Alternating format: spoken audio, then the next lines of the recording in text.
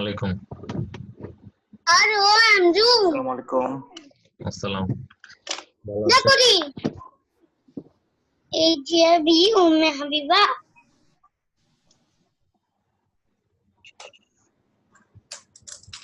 শোনা যাচ্ছে বা দেখা যাচ্ছে? সমস্যা নাই তো? আসসালামু আলাইকুম।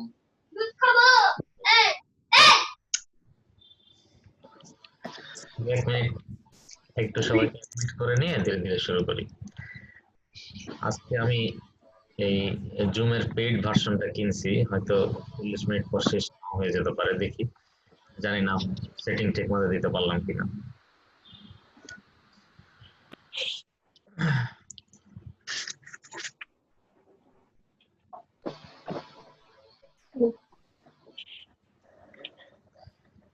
এমনি গত ক্লাসের পড়ার কি অবস্থা? হেমোডাইনামিক্স। আসসালামু আলাইকুম আপু।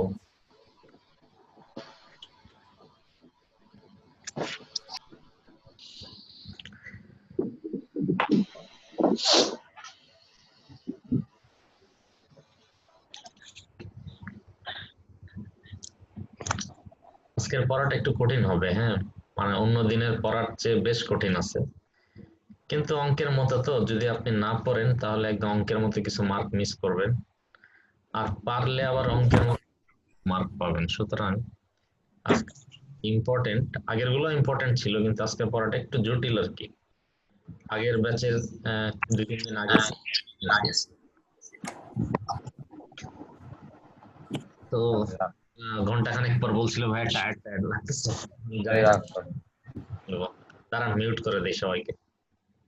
ধীরে ধীরে শুরু এটা করি। হিসাব করার বিষয় যে কে কবে কাকে ফোন দিচ্ছি, তাহলে তুমি কথা বলছো কেন?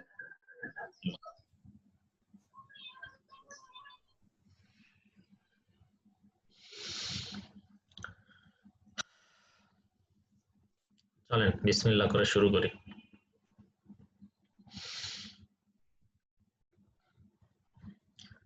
যারা রেকর্ডিং দেখবে সমস্যা নাই, কিন্তু যারা পরে ক্লাসে ঢুকবে এখানে তাদের একটু কষ্টই হবে আর কি। আচ্ছা চলেন আল্লাহ ভরসা বিসমিল্লাহ করে শুরু করি।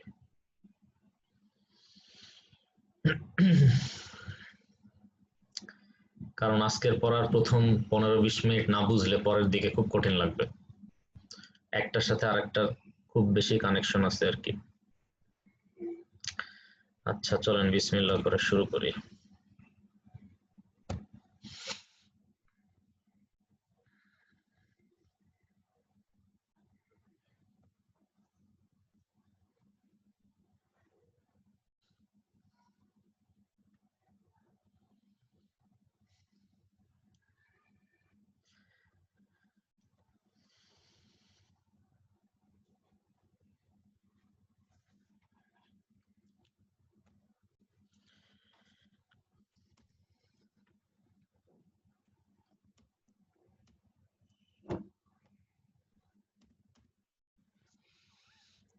আচ্ছা, তাহলে আমাদের আজকের পড়ার টপিকস হচ্ছে জেনেটিক্স। আমি জেনেটিক্স নিয়ে একটু 2-1 মিনিট আগে কথা বলে নেই। 2-1 জন জুনিয়র ছোট ভাই বোন জিজ্ঞেস করে ভাই একটু এফসিপিএস এমডি আলাদা করে বললে সুবিধা হতো। আমি যদিও বলেছি যে এফসিপিএস এ কোনগুলো লাগবে, এমডি তে কোনগুলো লাগবে, এবং বেশিরভাগই এদের মধ্যে একটা মিল আছে, কিছু অমিল আছে। এটা নিয়ে আমি আলাদা করে ছোটখাটো একটা ডেমো দিব। তারপরও এখানে একদম ফার্স্ট পেজে বলে দিচ্ছি যে এটা এমন একটা টপিক জেনেটিক্স যেটা এফসিপিএস এবং এমডি দুইটাতেই 5টা করে প্রশ্ন থাকবে। একদম ফ্রন্ট পেজে বলছি 5টা করে প্রশ্ন থাকবে।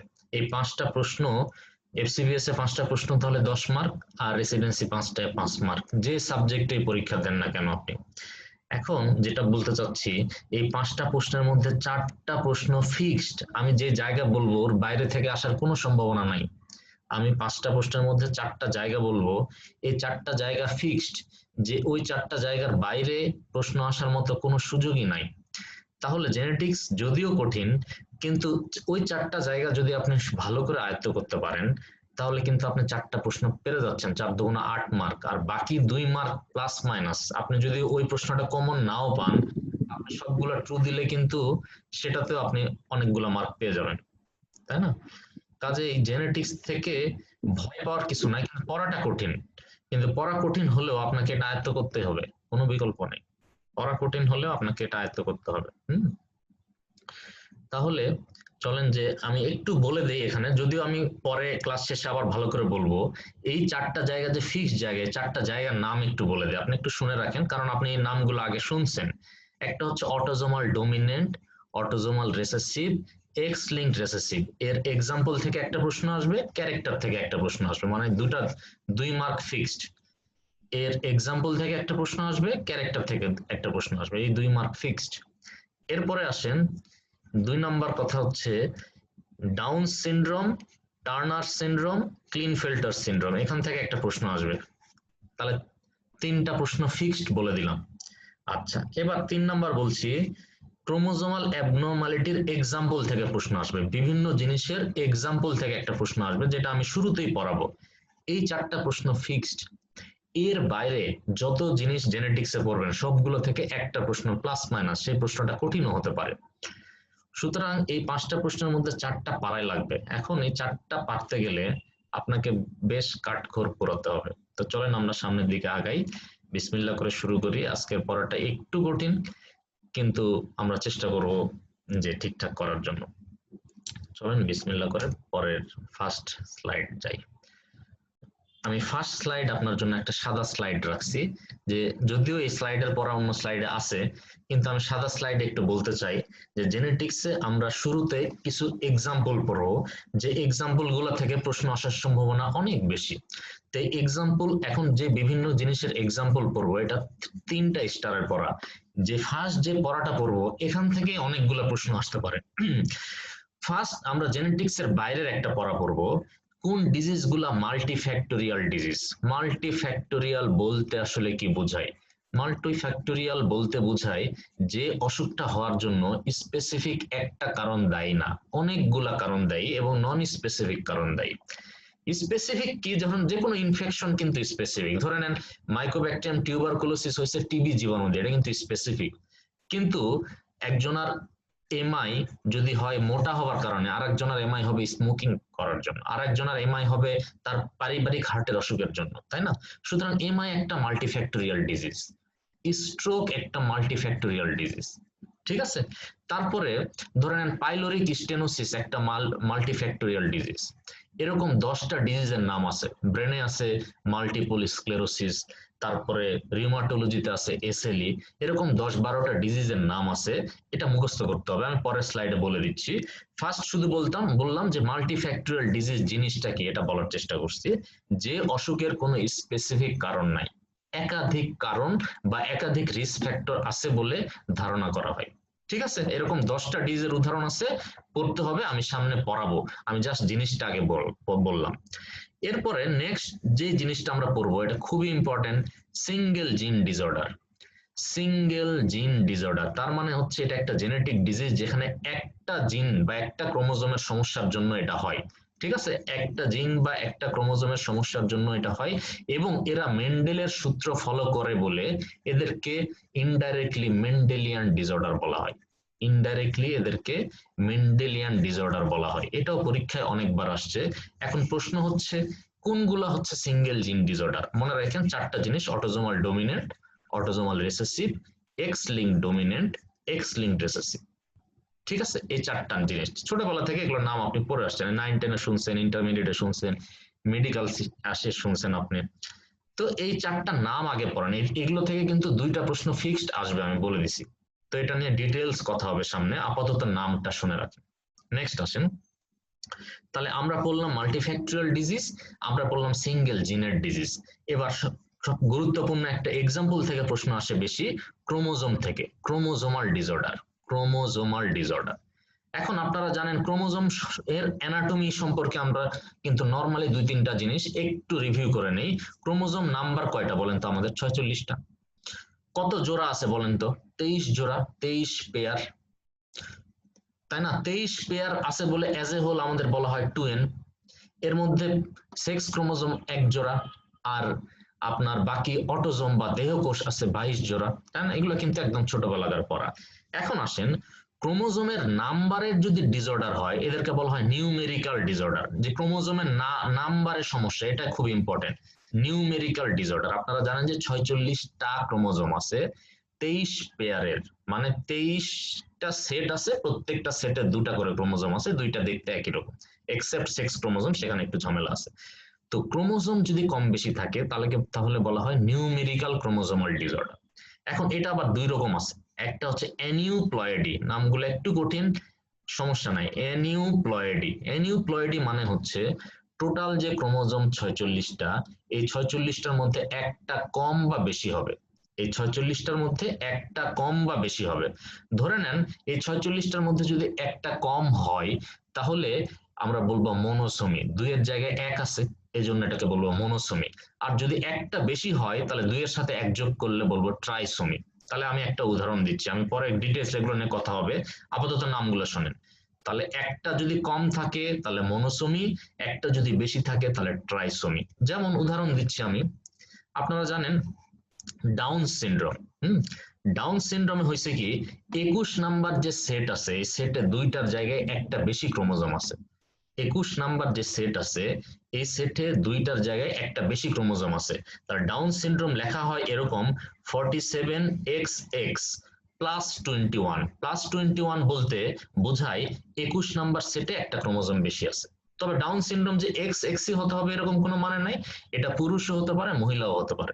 পুরুষ হলে এক্স ওয়াই লিখবেন, ঠিক আছে। আবার একইভাবে আপনারা নাম শুনছেন ক্লিনফেল্টার সিনড্রোম। ক্লিনফেল্টার সিনড্রোমকে প্রকাশ করা হয় 47XXY। তার মানে হচ্ছে কি 23 নাম্বার যে সেট আছে, যে সেটে সেক্স ক্রোমোজোম থাকে, এই সেক্স ক্রোমোজোম দুইটার জায়গায় দেখেন এখানে উল্লেখ করে দিছে দুইটার জায়গায় 3টা আছে, ঠিক আছে। তাহলে এটা হচ্ছে ক্লিনফেল্টার সিনড্রোম, দুইটার জায়গায় 3টা আছে বলে এগুলোকে বলা হয় ট্রাইসোমি। ট্রাইসোমি নিয়ে আমি পরবর্তীতে আবার ডিটেলস বলবো। এখন আসেন মনোসোমি, একটা উদাহরণ আপনারা সবাই জানেন, দ্যাট ইজ টার্নার সিনড্রোম। মনোসোমির একটা উদাহরণ আপনারা সবাই জানেন, টার্নার সিনড্রোম। একটা ক্রোমোজোম মোটের উপরে কম আছে, এই জন্য আমরা শুরুতেই লিখতেছি 45, শুরুতেই লিখতেছি 45, এরপরে লিখতেছি এক্স, এরপরে লিখতেছি ও, ও মানে কিছুই নাই, ও বা জিরো কিছুই নাই। তার মানে 23 নাম্বার সেটে দুটা ক্রোমোজোম থাকার কথা, দুইটা না থেকে একটা আছে, এক্স আছে, ঠিক আছে। যেহেতু একটা আছে এই জন্য এটা টোটাল জিনিসটার নাম হচ্ছে মনোসোমি, দুইটার জায়গায় একটা আছে এই জন্য এটা মনোজোমি। আর টোটাল ক্রোমোজোম নাম্বার 46টা থেকে একটা কমে গেল এই জন্য এটা হচ্ছে 45। এটা হচ্ছে নিউমেরিক্যাল। নিউমেরিক্যালের আমি বর্ণনা করলাম অ্যানিউপ্লয়েডি। এবার আসেন পলিপ্লয়েডি। এটা বাস্তবে এরকম দেখা যায় না। পলিপ্লয়েডি হচ্ছে টোটাল একটা সেট ক্রোমোজোম যদি বেশি থাকে, আমরা নরমালি কি 2n, তাই না? কিন্তু পলিপ্লয়েডি হচ্ছে যদি টোটাল একটা সেট বেশি থাকে 3n অথবা 4n, এগুলো হচ্ছে পলিপ্লয়েড, অথবা 4n। বাস্তবে এরকম মানুষ পাওয়া যায় না, অন্য কোনো প্রাণী পাওয়া গেলেও যেতে পারে, আপনারা ইন্টারমিডিয়েটে উদ্ভিদ বিজ্ঞান বই এরকম দুই একটা দেখলে দেখতে পারেন, পরীক্ষা এটা আসবে না কারণ এটা হিউম্যানে এরকম পলিপ্লয়েডিক হিউম্যান কখনোই পাওয়া যায় না, ঠিক আছে। তাহলে আমি আপনাদের পড়ালাম ক্রোমোজোমের নিউমেরিক্যাল ডিসঅর্ডার পর্যন্ত। তাহলে ক্রোমোজোমের নিউমেরিক্যাল ডিসঅর্ডার বাদেও আরো কি কি জিনিস থাকতে পারে? ক্রোমোজোমের স্ট্রাকচারাল সমস্যা। ক্রোমোজোম নাম্বার ঠিক আছে 46টাই আছে, কিন্তু স্ট্রাকচারালি প্রবলেম আছে। তো চলেন, এটা যেহেতু এই পেজে লেখার কিছু নাই, আমি সেম জিনিস যতগুলো জিনিস লিখে দিলাম সেম লিখালা পরের আছে, আমি জাস্ট কনসেন্ট্রেশন ধরে রাখার জন্য আপনাকে এই পেজ দিছিলাম, এই সেম জিনিস কিন্তু এখানে লেখা আছে। তো আমি ওই স্ট্রাকচারাল থেকে শুরু করি। দেখেন, ক্রোমোজোমের নাম্বার ঠিক আছে কিন্তু স্ট্রাকচারে প্রবলেম। আপনারা ক্রোমোজোমের স্ট্রাকচার সম্পর্কে সবাই জানেন যে একটা ক্রোমোজোমের মাঝখানে সেন্ট্রোমিয়ার থাকে, উপরে থাকে একটা শর্ট আর্ম, নিচে থাকে একটা লং আর্ম। তবে কোষ বিভাজনের সময় এই দুইটা আবার 4টা হয়ে যায়, আপনারা জানেন, এত ডিটেলস লাগবে না। এখন ধরে নেন কোন ক্রোমোজোমের শর্ট আর্ম আরেকটা ক্রোমোজোমের শর্ট আর্ম দিয়ে ট্রান্সফার হয়ে গেছে, এটাকে বলা হয় ট্রান্সলোকেশন। নাম্বার ঠিক আছে কিন্তু একটা শর্ট আর্ম আরেকটা শর্ট আর্ম ট্রান্সলোকেশন হয়ে গেছে, একটা আরেকটা ইন্টারচেঞ্জ করে ফেলছে, অথবা একটা লং আর্ম আর একটা লং আর্মের সাথে ইন্টারচেঞ্জ করছে, এটাকে বলা হয় ট্রান্সলোকেশন। ট্রান্সলোকেশন সম্পর্কে কিছু না পড়লেও এ নাম্বার যে এক্সাম্পল আছে ফিলাডেলফিয়া ক্রোমোজোম, দয়া করে এটা মিস করবেন না। ট্রান্সলোকেশনে যদি আপনি কিছু নাও পড়েন, এ নাম্বারে ফিলাডেলফিয়া ক্রোমোজোম নামে একটা জিনিস আছে, এটা মিস করবেন না। বাকিগুলোর নাম পড়লে ভালো, না পড়লে সমস্যা নাই, ঠিক আছে। এছাড়াও আরো কিছু স্ট্রাকচারাল সমস্যা আছে, যেমন ডিলিশন, ইনসারশন। শুধু নাম শুনে রাখেন, এগুলোর ভিতরে কিচ্ছু করতে হবে না, ভিতরে কোনোদিনই আসবে না, শুধু নামটা একটু শুনে রাখেন, ঠিক আছে। তাহলে ক্রোমোজোমের কিন্তু আমরা দুইটা জিনিস বললাম, একটা হচ্ছে নাম্বারের সমস্যা আর একটা হচ্ছে স্ট্রাকচারের সমস্যা। তাই তো? এবার আসেন লাস্ট যেটা ডিফারেন্ট সেল লাইন, এটা লেস ইম্পর্টেন্ট, কিন্তু আমি মানে একটু ধারণা দিয়ে রাখি, সেটা হচ্ছে ডিফারেন্ট সেল লাইন। কি জিনিস একটু খেয়াল করে দেখেন, আমাদের 23টা সেটের ক্রোমোজোম আসে, তাই না? প্রত্যেকটা সেটে হয় একটা এক্সট্রা এক্স আছে অথবা একটা ওয়াই আছে। পুরুষ হলে এক্স এবং ওয়াই আছে, আর মহিলা হলে শুধুমাত্র এক্স আছে, তাই তো? কিন্তু যদি এই পুরুষের এক্স ওয়াই, সরি, পুরুষের এক্স ওয়াই এবং মহিলার এক্স এক্স দুই রকম ক্রোমোজোমই একটা মানুষের মধ্যে দেখা যায়, তাহলে এটাকে বলা হয় মোজাইকিজম। একই মানুষের মধ্যে যদি পুরুষের এক্স ওয়াই সিরিজ এবং মহিলার এক্স এক্স সিরিজ দুইটাই দেখা যায়, তাহলে এটাকে বলা হয় মোজাইকিজম। এবং এই মোজাইকিজমের উদাহরণ হচ্ছে হিজড়া, আমরা সবাই জানি। এখন আমাকে একটু বলেন যে হিজড়া আমরা বাজারে যেসব দেখতে পাই, রাস্তাঘাটে দেখতে পাই, এরা কি সবাই মোজাইকিজম কিনা? হিজড়া আমরা যেটা দেখতে পাই বাজারে বা রাস্তাঘাটে, এরা সবাই মোজাইকিজম কিনা? উত্তর হচ্ছে না। হিজড়া আবার ভাই একটু ধারণা নিয়ে রাখেন ভাই, এটা কিন্তু জেনেটিক্স এর জিনিস। হ্যাঁ, হিজড়া আমি একটু উপরে সাদা জায়গায় লিখতেছি, হিজড়া দুই রকম আছে, একটা হচ্ছে ট্রু হিজড়া আর একটা হচ্ছে সিউডো হিজড়া। ট্রু হিজড়া মানে হচ্ছে যার এক্স এক্স এবং এক্স ওয়াই দুইটাই আছে, দ্যাট মিনস তার টেস্টিস এবং ওভারি টিস্যু দুইটাই আছে তার বডিতে, এটা হচ্ছে ট্রু হিজড়া। ঠিক আছে? আর সিউডো হিজড়া মানে হচ্ছে তার শরীরে যে কোনো একটা আছে, হয় এক্স এক্স আছে অথবা এক্স ওয়াই আছে, কিন্তু এরপরও তার অন্য কারণে তার ছেলে এবং মেয়ে দুই রকমই বৈশিষ্ট্য দেখা যায়। এরকম উদাহরণ হচ্ছে, আমি যারা এন্ডোক্রাইন আপনাদের যখন পড়াবো তখন কনজেনিটাল অ্যাড্রেনাল হাইপারপ্লাসিয়া বলে একটা ডিজিজ পড়াবো, সেখানে তখন বুঝিয়ে দিব যে ওইখানে ছেলে এবং মেয়ে ডাবল বৈশিষ্ট্য থাকতে পারে, এবং টেস্টিকুলার ফেমিনাইজেশন সিনড্রোম বলে একটা সমস্যা আছে, যে সমস্যায় ছেলে তার টেস্টিস আছে কিন্তু টেস্টোস্টেরন যে রিলিজ হয় সেই টেস্টোস্টেরন কাজ করতে পারে না, সেনসিটিভ না, তো এই জন্য অনেক সময় ছেলে মানুষ কিন্তু ছেলেদের বৈশিষ্ট্য ডেভেলপ করে না, এগুলোকে বলতেছে সিউডো হিজড়া। এখন আমার কাছে একটা প্রশ্ন আপনার কাছে, সেটা হচ্ছে বাজারে ট্রু হিজড়া বেশি না সিউডো হিজড়া বেশি? উত্তর হচ্ছে বাজারে সিউডো হিজড়া বেশি। ট্রু হিজড়ার উদাহরণ বাস্তবে অনেক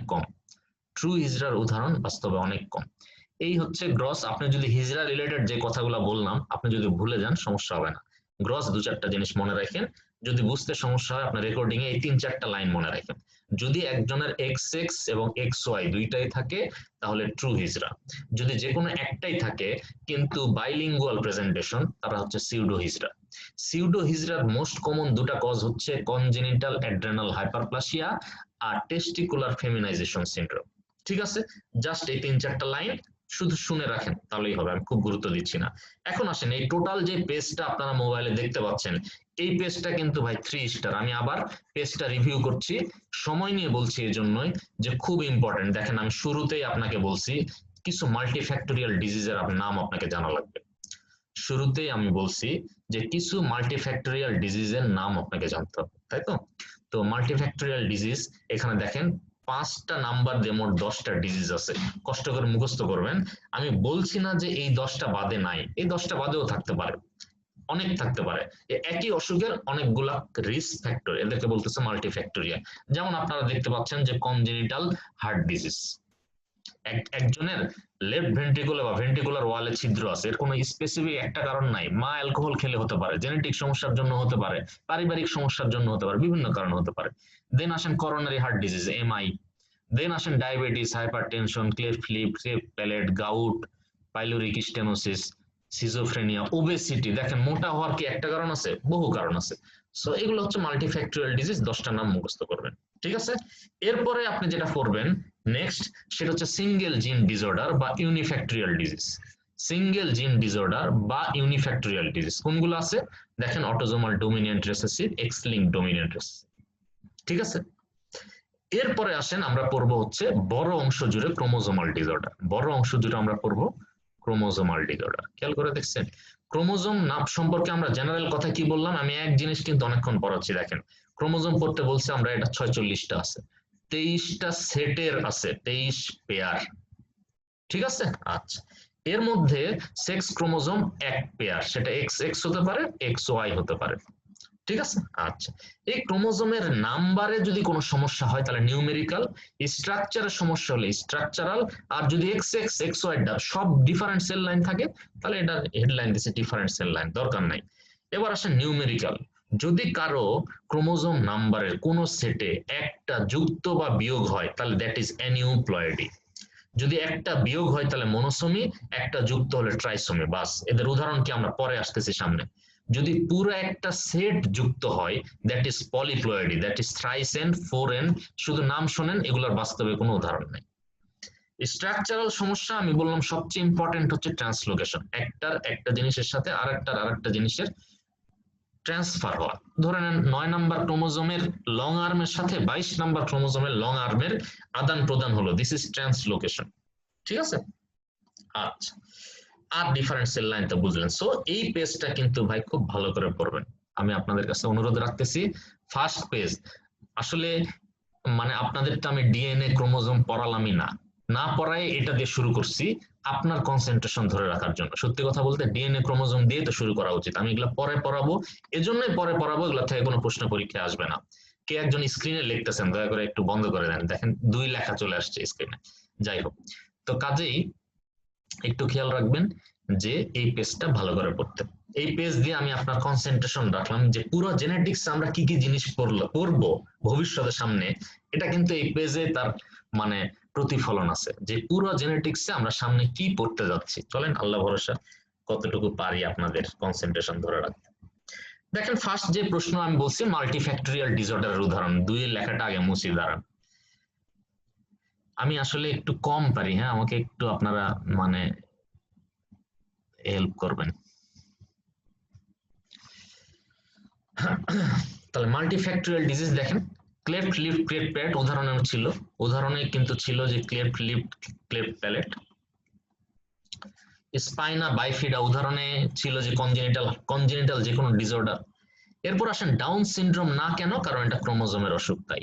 পাইলোরিক উদাহরণে ছিল। ভন উইলি ব্যান্ড না কেন, এটা কিন্তু আমি এখনো পড়াইনি আপনাকে, শুধু আমি পড়াইছি যে সিঙ্গেল জিন ডিসঅর্ডারের মধ্যে অটোজোমাল ডোমিনেন্ট রিসেসিভ আছে, এটা অটোজোমাল ডোমিনেন্ট বা রিসেসিভের উদাহরণ। ঠিক আছে, এখন আপনার মনে হতে পারে ভাই ডোমিনেন্ট রিসেসিভের উদাহরণ কিভাবে চিনবো, না পড়ালে চিনবেন কিভাবে, পড়াবো সামনে, একটু ধৈর্য ধরেন, এটা অনেক কঠিন একটা পড়া, চেষ্টা করবো যতটুকু পারি আপনাকে গুছিয়ে দিতে। সিঙ্গেল জিন ডিসঅর্ডার এটা বলতে কি বোঝায়, যে ডোমিনেন্ট রেসেসিভের এক্সাম্পল গুলা এখানে যা আছে সব ডোমিনেন্ট রেসেসিভের এক্সাম্পল। আমি বুঝতেছি, আপনারা হয়তো অনেকে বুঝতেছেন না বুঝলে কোনো সমস্যা নেই, আমরা সামনে পড়তে যাচ্ছি। এফসিপিএস প্রশ্ন পেডিতে আসছিল, পরেরটাও একই প্রশ্ন, আমি আপনাদের বোঝার দরকার নেই, আমি শুধু আপনাদের প্রশ্ন চেহারা দেখানোর জন্য পেজ দিছি, বোঝার জন্য আমরা সামনে আছে পড়া, এই পড়াগুলো সামনে আছে, শুধু বোঝার জন্য আমি আপনাদের দিছি। চলেন নেক্সট আসেন, আমরা যখন ক্রোমোজোমের ট্রান্সলোকেশন পড়লাম, ওখানে একটা টার্ম পড়ছিলাম ফিলাডেলফিয়া ক্রোমোজোম, 2টা স্টার দেন, খুব ইম্পর্টেন্ট পড়া। আমি আপনাকে কিন্তু 5টা প্রশ্নের মধ্যে 4টা প্রশ্নের জায়গা বলে দিছি, একটা কিন্তু বলিনি, সে একটা হচ্ছে যাবতীয় সব পড়া থেকে একটা প্রশ্ন আসবে। ঠিক আছে, সো যাবতীয় সব পড়াগুলো একটু একটু করে টাচ রাখবো। তো ফিলাডেলফিয়া ক্রোমোজোম সম্পর্কে আমি আপনাকে 4টা লাইন বলছি, শুনে রাখেন, যার একটা লাইন অলরেডি আপনি শুনছেন, সেটা হচ্ছে ফিলাডেলফিয়া ক্রোমোজোম কিসের উদাহরণ। কি ব্যাপার, ঝামেলা করছে, লিখতে পারছি না কেন, হ্যাঁ ঠিক আছে দাঁড়ান, কিসের উদাহরণ, এটা ট্রান্সলোকেশনের উদাহরণ, 1 নাম্বার কথা। 2 নাম্বার কথা হচ্ছে এখানে দেখেন 2টা জিনিস আছে, 9q প্লাস 22q মাইনাস, এটা বোঝার জন্য পরীক্ষায় এত মাইক্রো লেভেলে আসার কথা না, তারপরে বলছি কিউ মানে কি জিনিস বলেন তো ভাই, লং আর্ম।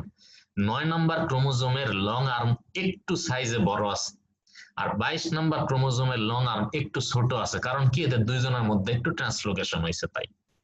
ঠিক আছে ভাই, নেক্সট আসেন, এই যে কার ক্রোমোজোম বড় কার ক্রোমোজোম ছোট, এটা তো কোনো না কোনো সেলের ক্রোমোজোম নিয়ে আমাকে পরীক্ষা করতে হবে তাই না। তো কোন সেলটা নিব হচ্ছে ডব্লিউবিসি, মনে রাখেন কোন সেলটা নিব হচ্ছে ডব্লিউবিসি। কোন অসুখে এরকম জিনিস দেখতে পাওয়া যায়, মোস্ট কমন, কেউ যদি একটা উত্তর চায় সিএমএল, এটা এফসিপিএস এর সিঙ্গেল বেস্টে পরীক্ষায় আসে, এফসিপিএস এর সিঙ্গেল বেস্টে আসে, কোন ডিজিজে পাওয়া যায়, সিএমএল এ পাওয়া যায়, ক্রনিক মাইলয়েড লিউকেমিয়া। তবে যদি একাধিক প্রশ্ন থাকে বা ট্রু ফলস থাকে, সেই ক্ষেত্রে পলিসাইথেমিয়া, রুব্রা ভেলা, মাইলোফাইব্রোসিস, এগুলোও আপনারা ট্রু দিবেন। খুব ইম্পর্টেন্ট জিনিস কিন্তু ভাই, খুবই ইম্পর্টেন্ট জিনিস, ফিলাডেলফিয়া ক্রোমোজোম। আমি আপনাকে একটা ছবি দেখাই, চলেন। কিছু না, শুধু এই ছবিতে আপনাদের 9 এবং 22 এই দুটো শব্দ দেখাবো, 9 এবং 22, খেয়াল করে দেখছেন? এখন দেখেন 9 এবং 22 এটা লং আর্ম না? দুটারই কিন্তু লং আর্ম, নিজেদের মধ্যে আদান প্রদান হয়েছে।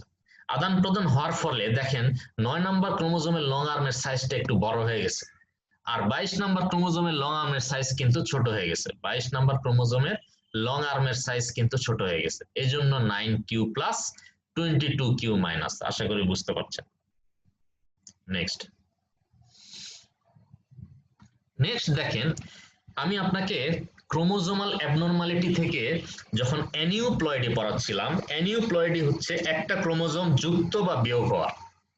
তো যুক্ত হওয়া একটু খেয়াল রাখেন, একটা ক্রোমোজোম যুক্ত হওয়াকে আমি কিন্তু বলছি ট্রাইজোমি। আবার বলি, প্রত্যেকটা সেটে মোট কয়টা ক্রোমোজোম আছে আমাদের সেলে শরীরে? মোট 23 জোড়া ক্রোমোজোম আছে, একই রকম 23 জোড়া ক্রোমোজোম। সো এই 23 জোড়া ক্রোমোজোমের প্রত্যেকটা সেটে কয়টা ক্রোমোজোম আছে? 2টা আছে। কিন্তু 2-এর জায়গায় যদি একটা বেশি থাকে, খেয়াল রাখেন, 2-এর জায়গায় যদি একটা বেশি ক্রোমোজোম থাকে, এটাকে বলবো আমরা ট্রাইসোমি। ঠিক আছে? এখন ট্রাইজোমি যদি বলে যে মোস্ট কমন উদাহরণ কি, ট্রাইজোমির মোস্ট কমন উদাহরণ কি? উত্তর হচ্ছে ডাউন সিনড্রোম। ইভেন কেউ যদি বলে ক্রোমোজোমাল অ্যাবনরমালিটির মোস্ট কমন উদাহরণ কি, উত্তর হচ্ছে ডাউন সিনড্রোম। একটু এসবিএ তে আপনারা লেকচার শিটে পরে তুলে নেবেন যে মোস্ট কমন ক্রোমোজোমাল অ্যাবনরমালিটি হচ্ছে ডাউন সিনড্রোম। যদি বলে মোস্ট কমন ট্রাইজোমি, সেটাও ডাউন সিনড্রোম। ঠিক আছে? এখন ডাউন সিনড্রোমে দেখেন আমি 21 কথাটা আলাদা করে মার্ক করছি, এটা আপনারা মুখস্থ করবেন 21 শব্দটা, কারণ হচ্ছে 21 নাম্বার ক্রোমোজোমেই 2টার জায়গায় 3টা আছে। তাহলে এদের আমি ক্যারিওটাইপিংটা কিভাবে লিখবো? দেখেন শুরুতে লিখছি 47, দ্যাট মিন্স মোট ক্রোমোজোম 46টার জায়গায় 47 আছে। আপনারা জানেন যে ক্যারিওটাইপিং এর সেকেন্ড যেটা লিখতে হয় দ্যাট ইজ হচ্ছে সেক্স ক্রোমোজোম। এটা দেখেন XY ও হতে পারে, XX ও হতে পারে, কারণ ডাউন সিনড্রোমের সাথে সেক্স ক্রোমোজোমের কোনো সম্পর্ক নাই, সুতরাং পুরুষও হতে পারে, মহিলাও হতে পারে। বাট ক্যারিওটাইপিং করার সময় যদি কোনো অটোজোমের ঝামেলা থাকে সেটা মার্ক করে দিতে হয়। দেখেন এখানে +21 লেখা আছে, মানে 21 নাম্বার ক্রোমোজোমে একটা বেশি আছে বলে এটা প্লাস। এখন আপনার পরীক্ষায় আসতে পারে এরকম আর কোন ট্রাইসোমি আছে কিনা? আছে, এডওয়ার্ড সিনড্রোম। ভিতরে পড়ার দরকার নেই, এতটুকু পড়লেই হবে। এডওয়ার্ড সিনড্রোমে 18 নাম্বার ক্রোমোজোমে একটা ক্রোমোজোম বেশি আছে। পাটাউস সিনড্রোমে 13 নাম্বার সেটে একটা ক্রোমোজোম বেশি আছে। ঠিক আছে? These are the examples of ট্রাইসোমি। ঠিক আছে?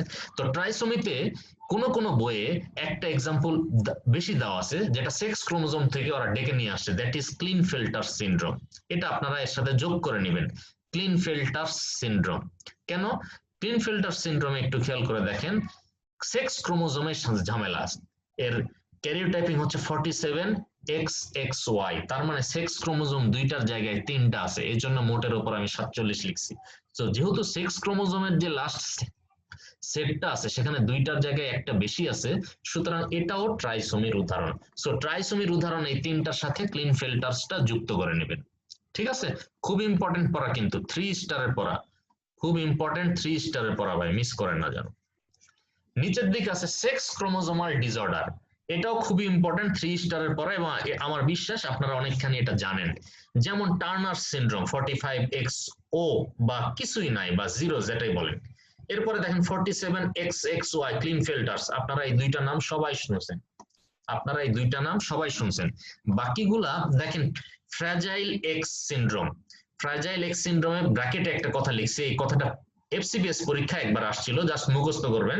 ফ্র্যাজাইল এক্স সিনড্রোম থেকে ভিতরে আর কিছু পড়তে হবে না, সেটা হচ্ছে most common cause of mental retardation, মুখস্থ করবেন। এরপর আছেন টেস্টিকুলার ফেমিনাইজেশন সিনড্রোম।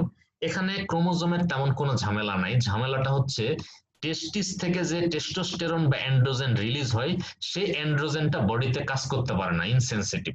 ঠিক আছে? আচ্ছা, যার জন্য সিউডো হার্মাফ্রয়েড হয়, আমি কিন্তু এর আগে একবার বললাম। আর লাস্ট হচ্ছে triple X syndrome. Triple X সিনড্রোমকে আমি যদি করি, ক্যারিওটাইপিং করি, তাহলে এইভাবে লিখতে হবে 47XXX। ঠিক আছে?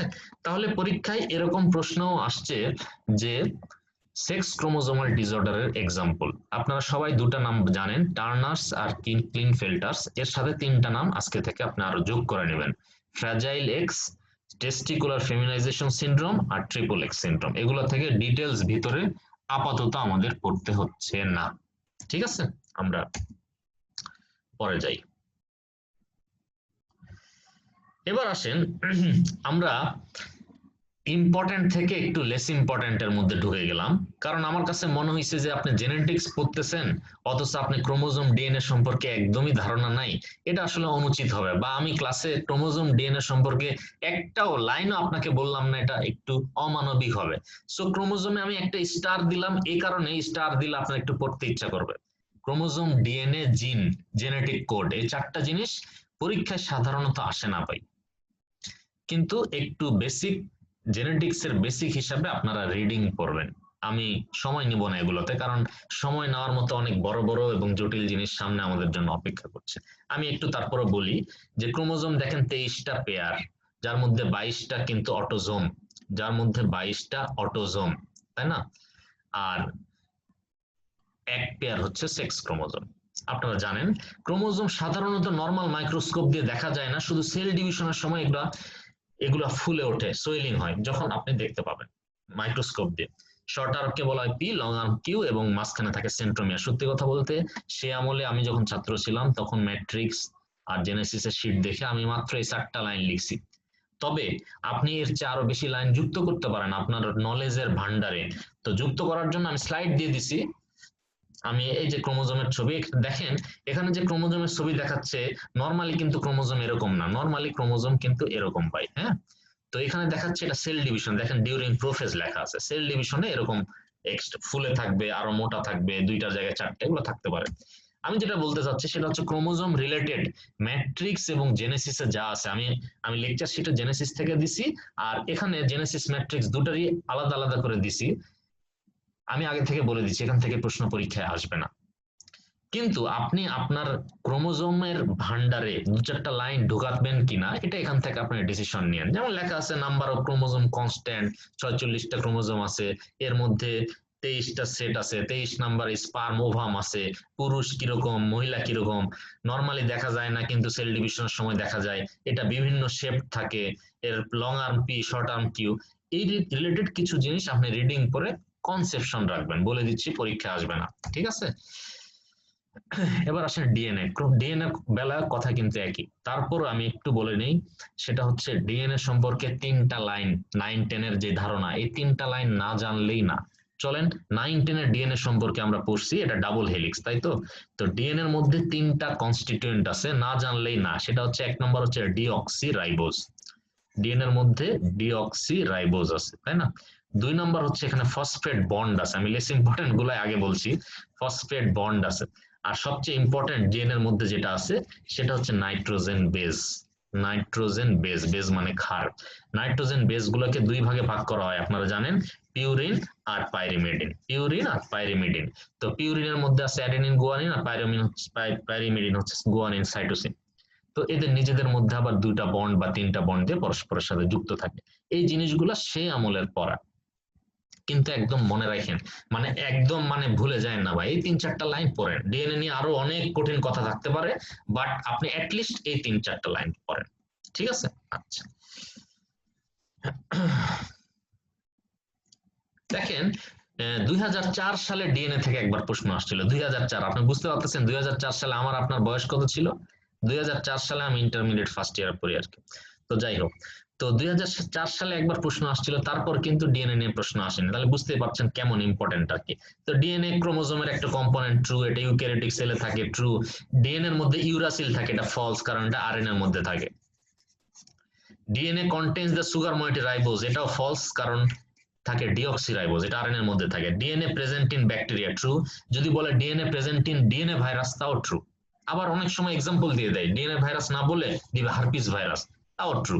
তো এগুলা আসবে আমি বলছি না, আমি এই জন্য এগুলা একটু স্লিপ কেটে টেনে যাচ্ছি। চলেন ডিএনএ, ক্রোমোজোম এবং এর রিলেটেড আবার একটা ছবি দিচ্ছি, আমি গুগল থেকে ছবি নিছি একটু জায়গাটা দেখানোর জন্য। দেখেন সেলের নিউক্লিয়াস থেকে বের হয়েছে ক্রোমোজোম, ক্রোমোজোমের ভিতরে আছে ডিএনএ। দেখেন ডিএনএ এর একটা ছোট কাটা অংশের নাম হচ্ছে জিন, বুঝতে পারছেন কিনা? সেলের মধ্যে আছে নিউক্লিয়াস, নিউক্লিয়াসের মধ্যে আছে ক্রোমোজোম, ক্রোমোজোমের ভিতরে আছে ডিএনএ, ডিএনএ এর একটা ছোট কাটা অংশ জিন। ঠিক আছে। আচ্ছা, জিন কি করে? বৈশিষ্ট্য ক্যারি করে। ঠিক আছে, আমাদের হিউম্যান বিভিন্ন বৈশিষ্ট্য, বিভিন্ন ডিজিজের ইনফরমেশন সবকিছু ক্যারি করে জিন। জিন নিয়ে জেনেটিক্স পড়ছি, বাট জিন নিয়ে আমাদের খুব বেশি জানা লাগবে না, হায়ার থটের জিনিসপত্র। ঠিক আছে, পরে মাথা খারাপ করব না, আমরা পোস্ট গ্রাজুয়েশনের জন্য পড়ছি, চান্স পাওয়ার জন্য, আমাদের এত নলেজ গ্যাদার করে কাজ নেই। চলেন, এখানে জিন নিয়ে কিছু কথা লেখা আছে, আমি পড়াবো না, শুধু একটু বলছি। আমাদের 23 জোড়া ক্রোমোজোম, এর মধ্যে যতগুলো ডিএনএ থাকে, এই ডিএনএ এর মধ্যে 30,000 জিন থাকে। এই লাইনটা একটু পড়বেন। জিন কি জিনিস আপনি যা পড়ছেন এর আগের স্লাইডে দেখছেন, দ্যাট ইজ ডিএনএ এর একটা কাটা অংশ যেটা বিভিন্ন ইনফরমেশন ক্যারি করে। ঠিক আছে, জিন রিলেটেড কিছু জটিল কথাবার্তা নিচে আছে, আপনার পড়তে ইচ্ছা হলে পড়বেন, না হলে দরকার নেই। প্রশ্ন যেহেতু আসে না, আমি এটা নিয়ে কথা বলবো না, বাস সোজা কথা। জিনের মধ্যে আছে জেনেটিক কোড। জেনেটিক কোড হচ্ছে প্রোটিন তৈরিতে সাহায্য করে, বা প্রোটিনের ভিতর যে মাইক্রো স্ট্রাকচার অ্যামিনো অ্যাসিড, সে অ্যামিনো অ্যাসিডকে কোড করে হচ্ছে জেনেটিক কোড। এখন এটা বায়োকেমিস্ট্রিটা আমরা পড়ছি, আমাদের বডিতে মোট 20টা অ্যামাইনো অ্যাসিড আছে, তার মধ্যে 10টা হচ্ছে এসেনশিয়াল আর 10টা হচ্ছে নন এসেনশিয়াল। এটা আমরা বায়োকেমিস্ট্রি একটা ক্লাস নিব শেষের দিকে, আমরা বলবো এটা। কিন্তু এই 20টা অ্যামিনো অ্যাসিডের জন্য 20 রকম কোড আছে, মনে রাখেন 20টা অ্যামিনো অ্যাসিডের জন্য 20 রকম কোড আছে। তো কোড নিয়ে আমি কথা পরে বলছি, শুধু কোড নিয়ে এখানে 5টা ওয়ার্ড আছে, আমি আপনাকে মুখস্থ করতে বলবো। এই ওয়ার্ড গুলো আমি পড়াবো না, কিন্তু এই ওয়ার্ড গুলো থেকে 2বার পরীক্ষায় প্রশ্ন আসছে, আমি 2টা স্টার দিচ্ছি। হ্যাঁ, জেনেটিক কোড দেখেন, স্পেসিফিসিটি, ইউনিভার্সালিটি, রিডান্ডান্সি, নন ওভারল্যাপিং এবং কোমালেস। এই প্রত্যেকটার ব্যাখ্যা ডান দিকে লেখা আছে, বাট আমি নিজেও ব্যাখ্যা পড়ে খুব ভালো, হয়তো সাথে সাথে বুঝি, পরীক্ষার আগে ভুলে যাই। ভুলে গেলে কোনো ক্ষতি নাই, আপনার পরীক্ষায় প্রশ্ন আসবে এই 5টা ওয়ার্ড নিয়ে, জেনেটিক কোডের বৈশিষ্ট্য, 5টা ওয়ার্ড মুখস্থ করবেন। আমি এটা বোঝার দিকে যাচ্ছি না, তবে পরীক্ষায় কিরকম করে চেঞ্জ করে দিবে আমি একটু বলে দিই। কোমা লেস লেখা আছে না, অপশনে থাকবে কোমা। নন ওভারল্যাপিং লেখা আছে না, অপশনে থাকবে ওভারল্যাপিং। ঠিক আছে, ইউনিভার্সালিটি আছে, এখানে অন্য কিছু থাকবে। স্পেসিফিসিটি আছে, নন স্পেসিফিসিটি, এরকম করে কিছু কম বেশি থাকতে পারে, খেয়াল রাখবে। জেনেটিক কোড নিয়ে আরো 3-4টা লাইন দাগাই দিব, পরের স্লাইডে যাই। দেখেন জেনেটিক কোড নিয়ে এখানে, এরপরে ইনিশিয়েশন কোডের নাম AUG, এই লাইনটা মুখস্থ করবেন। ইনিশিয়েশন কোডের নাম AUG, এগুলো কিন্তু নাইট্রোজেন বেস দিয়ে বানাইছে সম্ভবত। টার্মিনেশন কোডের নাম হচ্ছে UAA অথবা UAG, এই লাইনটাও মুখস্থ করবেন। ঠিক আছে, এই লাইনটাও কষ্ট করে মুখস্থ করবেন। বাকি জিনিসগুলো আপনি একটু রিডিং দিতে পারেন। ঠিক আছে, এই ট্রিপলেট কোড কি জিনিস, কোথায় স্টোর করা থাকে, রিডিং দিয়ে, না হলে না। এখন আসেন, পুরো জেনেটিক কোডের ম্যাট্রিক্স জেনেসিস মিলে যা লিখছে, এটা আমি সেই আমলে আমার নিজের জন্য নোট করছিলাম, জাস্ট আপনাকে শেয়ার করলাম। দেখেন এখানে ডিএনএ এর 3টা বেস শেয়ার করছি, মানে কি কম্পোনেন্ট শেয়ার করছি, তারপরে লিখছি দেখেন বেস কোড আছে 1 অ্যামিনো অ্যাসিড, ইনিশিয়েশন কোড এখানে লেখা আছে, টার্মিনেশন কোড একটা লেখা আছে। ঠিক আছে, তারপরে হচ্ছে প্রপার্টি গুলো লেখা আছে। আমি সে আমলে যে নোট করছিলাম এটা শেয়ার করলাম। এই টোটাল জেনেটিক কোড একটা স্টারের পড়া, এর গত 10 বছরে এখান থেকে 2বার প্রশ্ন আসছে। সুতরাং আমি চাই যে এটা আপনি একদম ওভারলুক করে না, যে 4-5টা লাইন বলে দিলাম একটু পড়েন। ঠিক আছে, আমাদের হট পড়াশোনা সামনের দিকে আসতেছে। এরপর আসেন মিউটেশন। আমি আগে বলে দিই যে মিউটেশন যদিও জেনেটিক্স এর একটা হট টপিকস, কিন্তু পোস্ট গ্রাজুয়েশনে আসে না। তো মিউটেশন হচ্ছে বিভিন্ন রকম হতে পারে, ক্রোমোজোমের কোনো চেঞ্জ হলেও মিউটেশন হয়, ডিএনএ এর বেস সিকোয়েন্স চেঞ্জ হলেও মিউটেশন হয়, কোথায় চেঞ্জ হচ্ছে, কিভাবে চেঞ্জ হচ্ছে, এর উপরে ভিত্তি করে মিউটেশনের বিভিন্ন বইয়ে বিভিন্ন রকম ক্লাসিফিকেশন আছে। আমি শুধু একটা পরামর্শ, আপনি পড়বেন না, আপনি শুধু একটা জিনিস পড়বেন, সেটা হচ্ছে একবার পরীক্ষায় প্রশ্ন আসছে পয়েন্ট মিউটেশনের এক্সাম্পল। শুধু এখানে যদিও একটা এক্সাম্পল লেখা আছে সিকেল সেল অ্যানিমিয়া, আমি আরো 2টা এক্সাম্পল যোগ করে একটা স্লাইড বানাই দিচ্ছি। সেটা হচ্ছে এখানে পয়েন্ট মিউটেশন, দেখেন লেখা আছে সিকেল সেল অ্যানিমিয়া, তারপর অ্যাকন্ড্রোপ্লাসিয়া, হিমোক্রোমাটোসিস। এই 3টা নাম আপনি কষ্ট করে মুখস্থ করবেন, এই 3টা নাম আপনি কষ্ট করে মুখস্থ করবেন, বাস। মিউটেশন রিলেটেড আর কিছু পড়তে হবে না। মিউটেশন সম্পর্কে 1 লাইনের পড়া, একটা স্টার, তাও আবার শুধু পয়েন্ট মিউটেশনের এক্সাম্পল। মিউটেশন একটা জটিল জিনিস, পরীক্ষায় আসবে না, এজন্য আমি পড়াচ্ছি না, বাদ। ঠিক আছে, এবার আসেন যেটা ইম্পর্টেন্ট, সেটা হচ্ছে নন ডিসজাংশন। আমি 2টা স্টার দিলাম, নন ডিসজাংশন 2টা স্টার দিচ্ছি, ভেরি ইম্পর্টেন্ট। কারণ আমরা কিন্তু ইনফিনিটি স্টার আলা পড়া কি কি আছে বলে আমরা মনে করছি, একটা হচ্ছে অটোজোমাল ডিজিজ, ক্রোমোজোমাল অ্যাবনর্মালিটি ইত্যাদি ইত্যাদি। তো এই ক্রোমোজোমাল অ্যাবনর্মালিটির যে ডিজিজ গুলো আছে, টার্নার্স, ডাউনস, কিনফেল্টার্স, এগুলো আমরা পড়বো। এই অসুখগুলার মেইন 99% কজই হচ্ছে নন ডিসজাংশন। এত ইম্পর্টেন্ট একটা জিনিস। তো নন ডিসজাংশন কি? নন ডিসজাংশন হচ্ছে, আমরা ছোটবেলায় কিন্তু 9, 10 ইন্টারমিডিয়েট মেডিকেল পড়ছি হচ্ছে মাইটোসিস এবং মিওসিস, এই দুটো শব্দ পড়ছি না ভাই? তো আমাদের মা বাবা থেকে আজকে আমরা এই পর্যায়ে আসছি, আমাদের শুরুতেই কিন্তু আগে মিওসিস হওয়া লাগছে, মিওসিস 1 এবং মিওসিস 2। তো মিওসিস 1, 2 বিভিন্ন ধাপ ছিল না, পরীক্ষায় খুব আসতো আগে, আপনাদের পড়া লাগবে না। কিন্তু ওই ধাপের মধ্যে একটা স্পেশাল ধাপ ছিল যে ক্রোমোজোম গুলা সেপারেশন হয়ে যায়, ক্রোমোজোম গুলা সেপারেশন, হোমোলোগাস ক্রোমোজোম গুলা সেপারেশন হয়ে যায়। ধরেন একই সেটে এরকম করে হোমোলোগাস ক্রোমোজোম আছে, তাই না? এটা কিন্তু সেপারেট হয়ে দুইটার মধ্যে আলাদা আলাদা সেলের মধ্যে প্রবেশ করবে, তাই তো? এই সেপারেশন হতে যদি কোনো সমস্যা হয়, দ্যাট ইজ নন ডিসজাংশন। মনে রাখেন, খুব ইম্পর্টেন্ট জিনিস। আর নন ডিসজাংশন হচ্ছে যত রকম ক্রোমোজোমাল অ্যাবনর্মালিটির বাচ্চা আছে, সবগুলো বাচ্চা হওয়ার মেইন কারণ হচ্ছে নন ডিসজাংশন। তাহলে সংজ্ঞাটা দেখেন, failure of homologous pair chromosome to separate during meiosis. আশা করি আমার কথা বুঝতে পারছেন।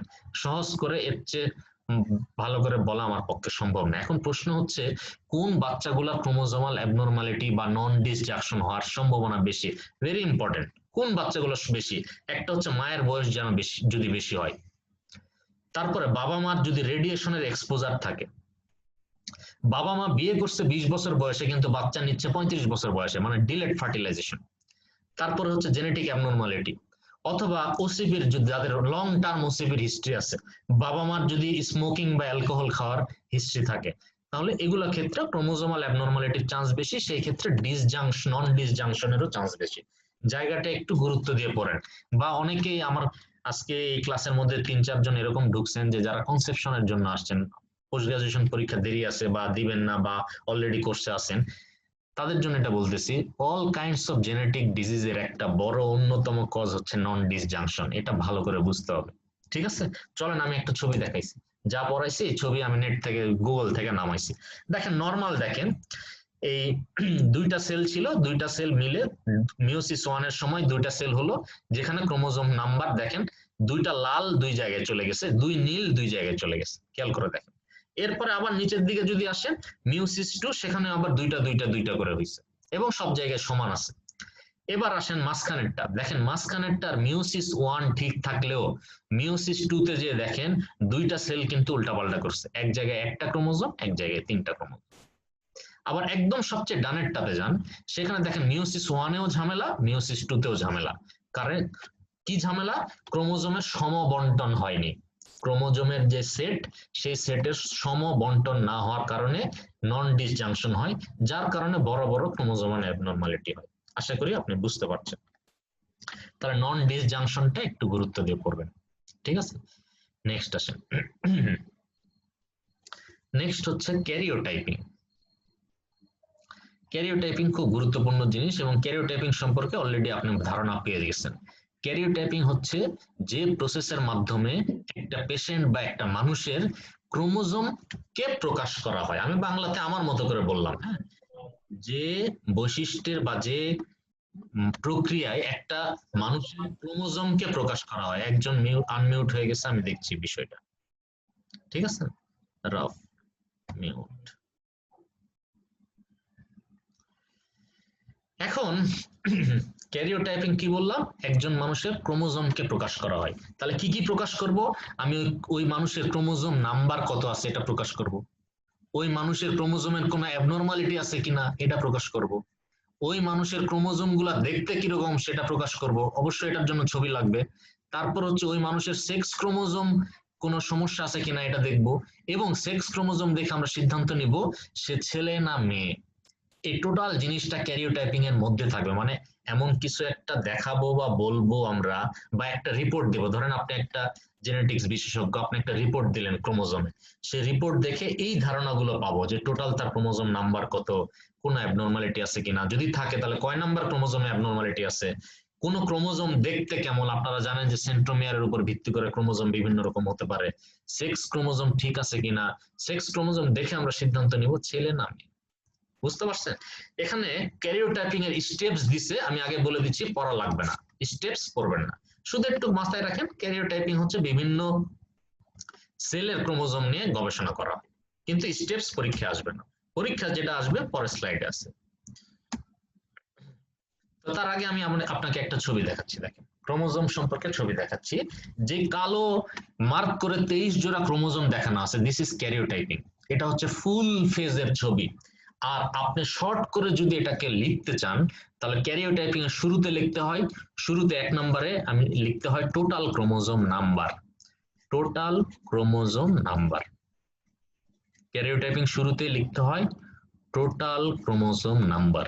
2 নম্বরে কি লিখতে হয়? সেক্স ক্রোমোজোম, নরমাল থাক আর অ্যাবনর্মাল থাক লিখতে হবে। 3 নম্বর কি লিখতে হয়? কোন ক্রোমোজোমে যদি অ্যাবনর্মালিটি থাকে তাহলে সেটার নাম্বার উল্লেখ করতে হয়। আপনারা যেমন ডাউনসে কিন্তু লিখলেন 47 XX প্লাস 21 অথবা 47 XY প্লাস 21, দুটাই কিন্তু ডাউন সিনড্রোমের রোগী। প্লাস 21 দিয়ে আপনি বুঝালেন যে 21 ঝামেলা আছে, XX দিয়ে বুঝালেন আপনার ছেলে না মেয়ে, আর 47 দিয়ে বুঝালেন তার টোটাল ক্রোমোজোম নাম্বার। আমি আশা করি আপনাকে বুঝাইতে পারছি। চলেন কিছু অ্যাবনর্মালিটি আপনাকে দেখাই, চলেন কিছু অ্যাবনর্মালিটি দেখাই। তো অ্যাবনর্মালিটি দেখানোর আগে আমি যেটা বারবার করে বলছি সেটা একটু দেখেন, ক্যারিওটাইপিং দিয়ে কি করা যায়, দুটো স্টার দেন, পরীক্ষায় বেশ কয়েকবার প্রশ্ন আসছে। ক্যারিওটাইপিং দিয়ে ক্রোমোজোমের নাম্বার দেখা যায়, ওই মানুষের সেক্স বোঝা যায় পুরুষ না মহিলা। তার হচ্ছে যদি আপনি পুরো ছবিটা দেখান তাহলে ক্রোমোজোমের ইন্ডিভিজুয়াল ক্রোমোজোম কোন জায়গায় আছে বা তার সেন্ট্রোমিয়ারের পজিশন ইত্যাদি ইত্যাদি দেখা যায়, এবং সেন্ট্রোমিয়ারের পজিশন অনুযায়ী আপনার সেটা দেখতে কেমন বা টাইপ কি ধরনের টাইপ এটাও দেখা যায়। জিনিসগুলো একবার রিডিং করেন, সোজা কঠিন না। এবার আসেন, আপনাকে যদি এরকম একটা ছবি দেয়া হয়, আপনাকে যদি বলা হয় কি সমস্যা, আপনি কি বলবেন? একটু খেয়াল করে দেখেন, এখানে পুরো দেখেন সবগুলো সেটে 2টা করে ক্রোমোজোম আছে এক্সেপ্ট 21 নাম্বার। একটু খেয়াল করে দেখছেন 21 নাম্বার, 21 নাম্বারে দেখেন 1 2 3 3টা ক্রোমোজোম আছে। সো 21 নাম্বারে 3টা আছে মানে ডায়াগনোসিস কি? ডায়াগনোসিস হচ্ছে ডাউন্স। এখন ডাউন্স কিন্তু পুরুষও হতে পারে মহিলাও হতে পারে। দেখেন এখানে 2টা এক্স আছে, খেয়াল করে দেখছেন 23 নাম্বারে, সুতরাং ডাউন্স ফিমেল। এটা ডাউন্স ফিমেল, এটা আশা করি বুঝতে পারছেন। নেক্সট একটা ছবি দেখেন, দেখেন এখানেও 21 নম্বরে 3টা ক্রোমোজোম আছে, এখানেও 21 নম্বরে 3টা ক্রোমোজোম আছে, খেয়াল করে দেখছেন 21 নম্বরে যদি 3টা ক্রোমোজোম থাকে তাহলে ডায়াগনোসিস কি? ডায়াগনোসিস হচ্ছে ডাউন্স। কিন্তু দেখেন 23 নম্বর ক্রোমোজোমে একটা এক্স আছে এবং একটা ওয়াই আছে, তাহলে ডায়াগনোসিস কি? Down's male. এটা আশা করি বুঝতে পারছেন। নেক্সট দেখেন এখানে কোথায় ঝামেলা আছে, দেখেন লাল কালি দিয়ে মার্ক করে দিছি 18 নম্বর ক্রোমোজোমে 2টার জায়গায় 3টা আছে, দেখতে পাচ্ছেন? যদি তাই হয়ে থাকে তাহলে ডায়াগনোসিস হচ্ছে এটা এডওয়ার্ডস সিনড্রোম। আমি আপনাকে অলরেডি ট্রাইসোমির উদাহরণে বলছিলাম যে এডওয়ার্ডস এর সাথে 18 শব্দটা মনে রাখেন। একই জিনিস পরেরটা দেখেন 13 নম্বরে ঝামেলা, দেখছেন 13 নম্বর মানে মনে রাখবেন পাতাউস সিনড্রোম। 13 নম্বর মানে মনে রাখবেন এটা পাতাউস সিনড্রোম, ঠিক আছে? নেক্সট আসেন, নেক্সট দেখেন প্রত্যেক জোড়া ক্রোমোজোমের মধ্যে আপনি দেখেন তো কোথাও ঝামেলা আছে কিনা। দেখেন 23 নম্বর ক্রোমোজোমে 2টার জায়গায় একটা আছে, তাহলে টোটাল ক্রোমোজোম নাম্বার কত এখানে? 45। তাহলে বলেন তো 45 আলার ডিজিজ কিন্তু আপনি একটাই পাইছেন, দ্যাট ইজ টার্নার্স। 45 যুক্ত অসুখ একটাই আছে, দ্যাট ইজ টার্নার্স। আশা করি বুঝতে পারছেন। এবার আসেন ক্লিনফেল্টার্স। কেন? কারণ 23 নম্বর ক্রোমোজোমে দেখেন 2টার জায়গায় 3টা আছে, সো ডায়াগনোসিস হচ্ছে ক্লিনফেল্টার্স। আশা করি আমি অনেকক্ষণ ধরে একই জিনিস বলার চেষ্টা করছি যে আপনি পুরো বিষয়টা ক্লিয়ার হয়েছেন। চলেন আমি আপনাকে একটা ছক দেখাই। দেখেন লেখা আছে ডাউন সিনড্রোম, খুঁজে পাইছেন?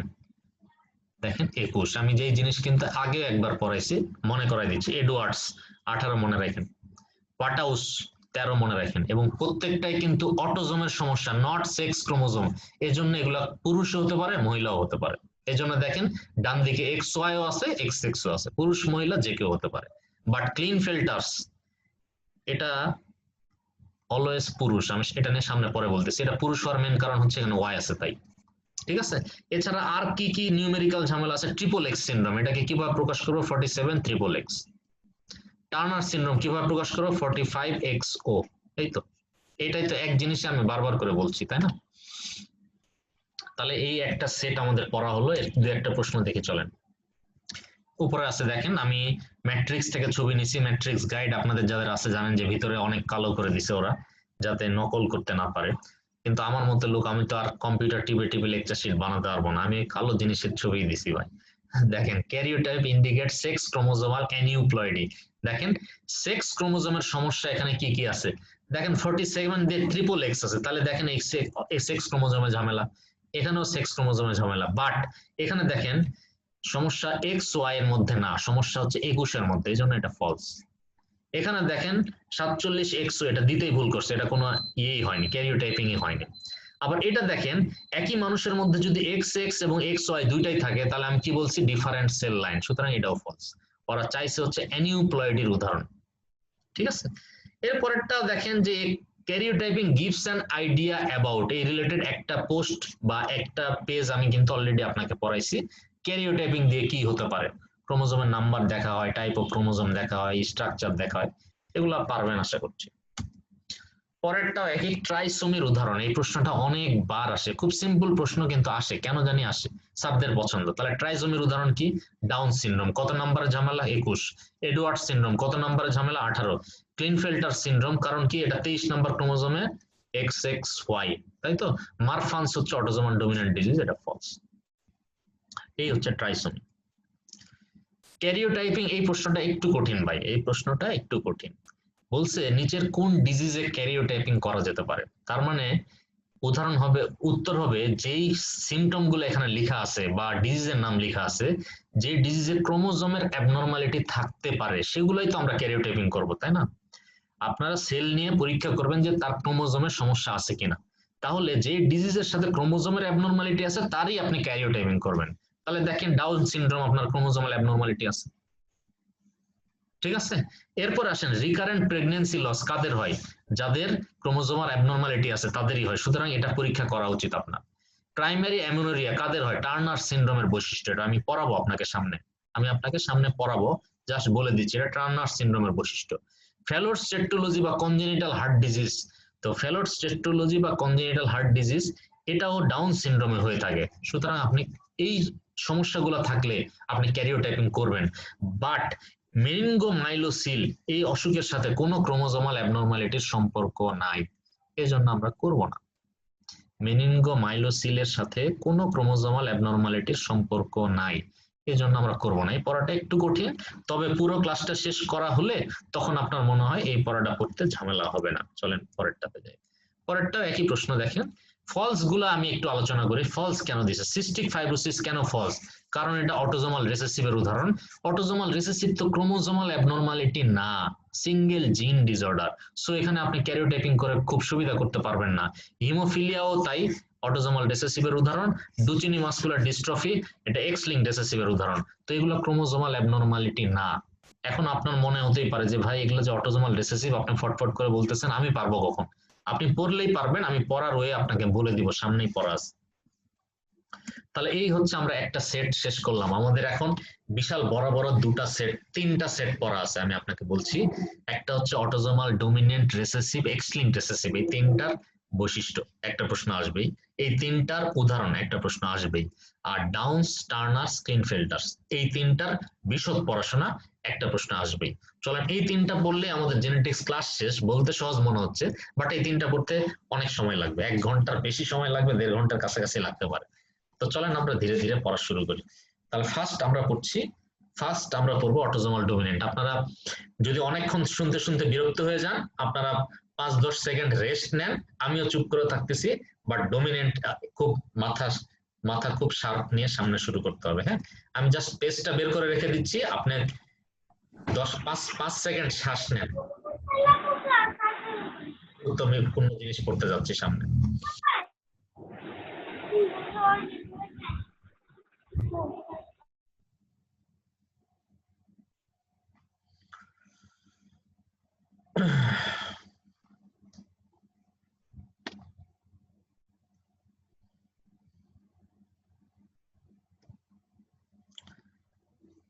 ইকবাল আজিজ খান নামে একজন ওয়েটিং রুমে আমাকে নক করছে। এরকম হয়তো আমার কাছে, আমার এই ব্যাচে যেসব ডাক্তার ভর্তি আছেন তারা হয়তো সবাই লাইভ করেন না, অনেকেই আছে রেকর্ডেড ভিডিও দেখেন, তবে দুই একজন আমার কাছে মনে হয় যে পাসওয়ার্ড আইডি শেয়ার করেন। এখন একটু খেয়াল করে দেখেন, আপনি তো টাকা দিয়ে ভর্তি হয়েছেন তাই না? আর একজন টাকা দিয়ে ভর্তি না হয়ে ক্লাস করবে, এটা আপনার ভালো লাগবে দেখে? হয়তো আপনার ক্লোজ বন্ধু এই জন্য। এখন আমি যদি ভেরিফাই করা শুরু করি, আপনাদের পাসওয়ার্ড আইডি আলাদা করে দিয়ে যদি ভেরিফাই করি, এটা অনেক সময় সাপেক্ষ ব্যাপার। এই বিষয়গুলো আপনারা একটু খেয়াল রাখেন আর কি। চলেন তাহলে শুরু করি অটোজোমাল ডমিনেন্ট। হ্যাঁ, একটা সাদা পেজ নিয়ে আসি, সাদা পেজ থেকে আমি আপনাদের কিছু বলার চেষ্টা করি। হ্যাঁ, আমি এর উপরে একটা সাদা পেজ নিয়ে আসি, ডমিনেন্ট সম্পর্কে একটু ধারণা দেব তাই, ডমিনেন্ট সম্পর্কে একটু ধারণা দেব তাই। তাহলে অসুখের নাম হচ্ছে অটোজোমাল ডমিনেন্ট, তাই না? তো অটোজোমাল ডমিনেন্ট যখন আমরা পড়বো, একটু খেয়াল রাখবেন, অটোজোমাল রেসেসিভটা একটু পার্থক্য মিলায় পড়ার চেষ্টা করব। রেসেসিভটা পার্থক্য মিলায় পড়ার চেষ্টা করব। বৈশিষ্ট্যগুলো ভালো করে আপনার বুঝতে হবে। মাথায় রাখবেন শুরুতেই, অটোজোমাল ডমিনেন্ট এমন একটা অসুখ যে অসুখটা হওয়ার জন্য একটা জিনই যথেষ্ট। আপনারা জানেন যে জিন কিন্তু দুইটা পাশাপাশি থাকে। যদি একটা জিন এর অ্যাবনরমালিটি থাকে তাহলে কিন্তু অটোজোমাল ডমিনেন্টের পেশেন্টের সাইন সিমটম প্রকাশ পাবে। একটা জিন থাকলেই হবে, ঠিক আছে? হোয়ারাস অটোজোমাল রিসেসিভ এমন একটা অসুখ যে অসুখে দুইটা জিনই যদি খারাপ না থাকে, এফেক্টেড না হয়, তাহলে সেই রোগীর কখনোই সাইন সিমটম প্রকাশ পাবে না।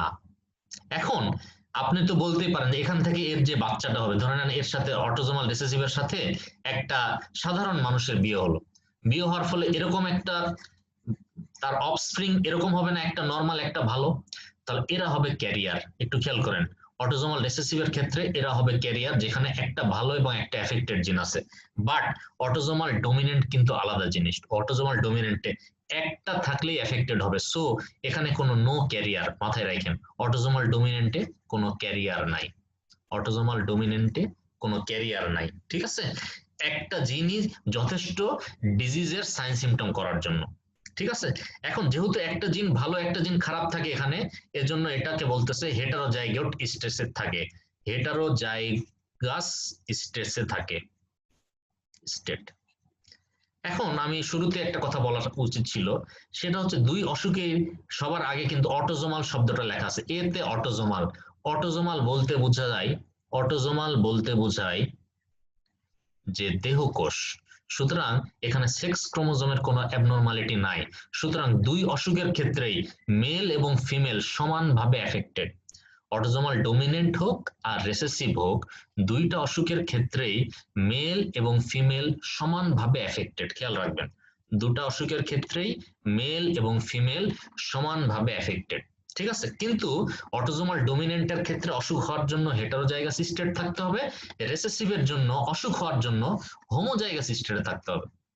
রিসেসিভের অসুখ হওয়ার জন্য হোমোজাইগাস স্টেটে থাকতে হবে। এখন কেউ যদি বলে রিসেসিভে যদি কেউ হেটারোজাইগাস থাকে তাহলে কি হবে? এরা কিন্তু ক্যারিয়ার হবে। ক্যারিয়ার যারা, তারা ডিজিজকে ট্রান্সমিট করে কিন্তু তাদের কোনো সাইন সিমটম থাকে না। যারা ক্যারিয়ার এরা ডিজিজকে ট্রান্সমিট করে কিন্তু তেমন কোনো সাইন সিমটম থাকে না, ঠিক আছে? এরপর নেক্সট বৈশিষ্ট্য আসেন, অটোজোমাল ডমিনেন্ট তুলনামূলক অটোজোমাল রিসেসিভের চেয়ে সাইন সিমটম একটু পরে শুরু হয়। সাইন সিমটম একটু পরে শুরু হয়, যেমন আমি আপনাকে একটু বলছি এটা জিনিসটা, আর এটা একটু আগে শুরু হয়। মানে কি, আমি একটু বলছি। বিষয়টা হচ্ছে, ধরেন একজনের অটোজোমাল ডমিনেন্ট ডিজিজ আছে, তার অসুখের সাইন সিমটম শুরু হবে 40 বছর বয়সে, কিন্তু রিসেসিভ তার দেখা যাচ্ছে 20 বছর বয়সে সাইন সিমটম হওয়া শুরু করলো। তাহলে রিসেসিভটার সাইন সিমটম কিন্তু একটু আগে শুরু হয়। তাহলে দুইটার মধ্যে খারাপ বেশি কি? অবশ্যই রিসেসিভ খারাপ, রিসেসিভ খারাপ বেশি, আর এটা কম খারাপ। এই জন্য যদি বলে দুইটার মধ্যে প্রগনোসিস খারাপ কার, আপনি বলবেন রিসেসিভের প্রগনোসিস খারাপ, অটোজোমাল রিসেসিভ এর প্রগনোসিস খারাপ। নেক্সট আসেন, অটোজোমাল ডমিনেন্টের ক্ষেত্রে দেখেন একটা জিন যদি পরের অফস্প্রিং বা পরের বাচ্চার মধ্যে ঢোকে তাহলে সে এফেক্টেড হচ্ছে, ঠিক আছে? আর এখন একটু খেয়াল করে দেখেন, এখানে অ্যান্টিসিপেশন বলে একটা শব্দ আছে, অটোজোমাল ডমিনেন্টে অ্যান্টিসিপেশন বলে একটা শব্দ আছে যেটা রেসেসিভে নাই। এখন প্রশ্ন হচ্ছে অ্যান্টিসিপেশন কি, আমি একটু বলে দিই। অ্যান্টিসিপেশন মানে হচ্ছে যে বাবার এই একই অসুখ 50 বছর বয়সে সাইন সিমটম হয়েছে, পরবর্তীতে তার বাচ্চার হয়েছে 45 বছর বয়সে, তারও বাচ্চার মধ্যে একই অসুখ ঢুকছে, তার সাইন সিমটম হচ্ছে 40 বছর বয়সে। সো একটু খেয়াল রাখবেন যে অ্যান্টিসিপেশন মানে হচ্ছে বংশানুক্রমে অসুখটা আরো একটু বেশি সিরিয়াস হওয়া।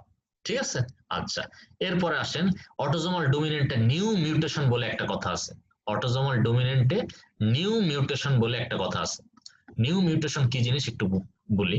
আমরা যারা মুসলমান আমরা বিশ্বাস করি হচ্ছে আদম হাওয়া থেকে আমরা সব মানুষ হয়েছি, তাই না? আপনার কি মনে হয় যত জেনেটিক্স ডিজিজের অসুখের শুরু সব কি আদম হাওয়া? তাদের ক্রোমোজোমের মধ্যে সব ধরনের খারাপ কিছু ছিল? আসলে কিন্তু সত্য না, তাদের ক্রোমোজোমে খারাপ কিছু ছিল না, কিন্তু পরবর্তীতে বিভিন্ন অজানা কারণে, রেডিয়েশন এক্সপোজার বা আরো বিভিন্ন কারণে ধীরে ধীরে খারাপ কিছু এর মধ্যে আস্তে আস্তে ঢুকছে। তার মানে বলছে যে বাবা মা একদম নর্মাল, কিন্তু তার বাচ্চার মধ্যে অটোজোমাল ডোমিনেন্সি ঢুকে গেছে, এরকম ডোমিনেন্টে হওয়ার সম্ভাবনা আছে। এই জন্য বলতেছে যে অটোজোমাল ডোমিনেন্টে নিউ মিউটেশন হওয়ার চান্স আছে। বাবা মা ফুললি নর্মাল, বাচ্চার ডোমিনেন্টে একটা অসুখ হয়ে গেছে, হতে পারে। ঠিক আছে, আচ্ছা নেক্সট আসেন অটোজোমাল ডোমিনেন্টে যেহেতু একটা জিনই সাইন সিমটম করার জন্য দায়ী, এজন্য এখানে প্রত্যেক জেনারেশন এফেক্টেড হয়। প্রত্যেক জেনারেশন এখানে এফেক্টেড হয়, প্রত্যেক জেনারেশন এফেক্টেড হয়।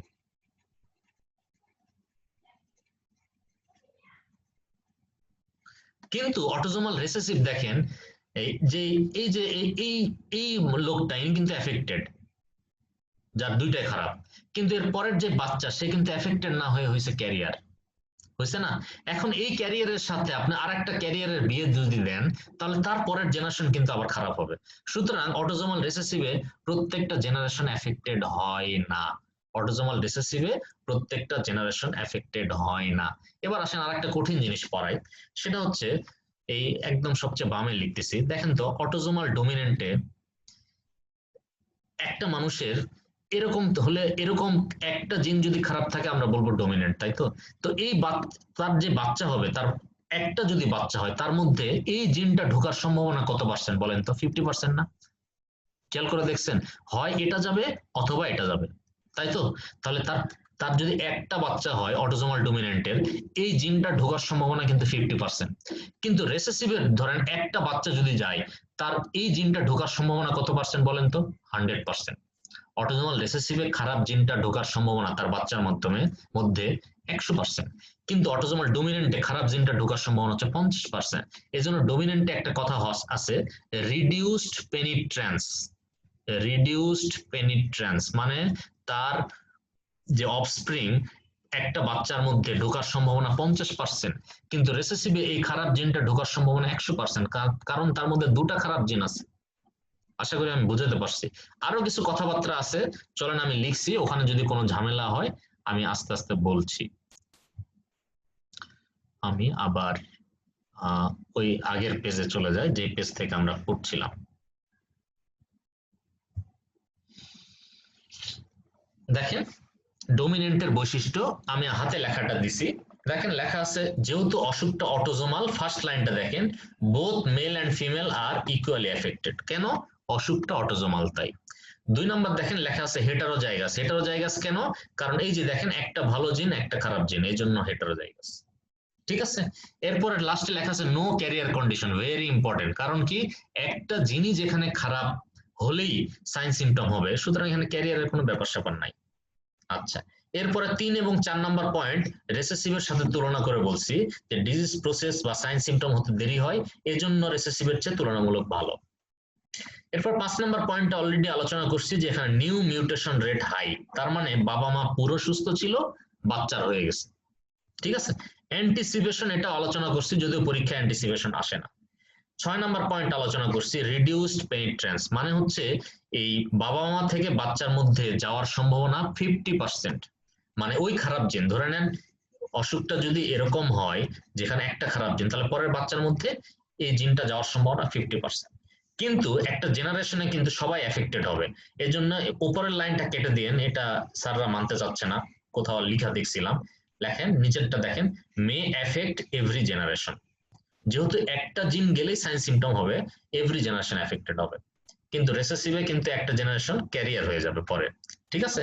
আর 8 নম্বর জিনিসটা একটু মুখস্থ করবেন যে আমরা তো কিছুক্ষণ পরে ডমিনেন্ট রেসেসিভের এক্সাম্পল মুখস্থ করবো, তাই না?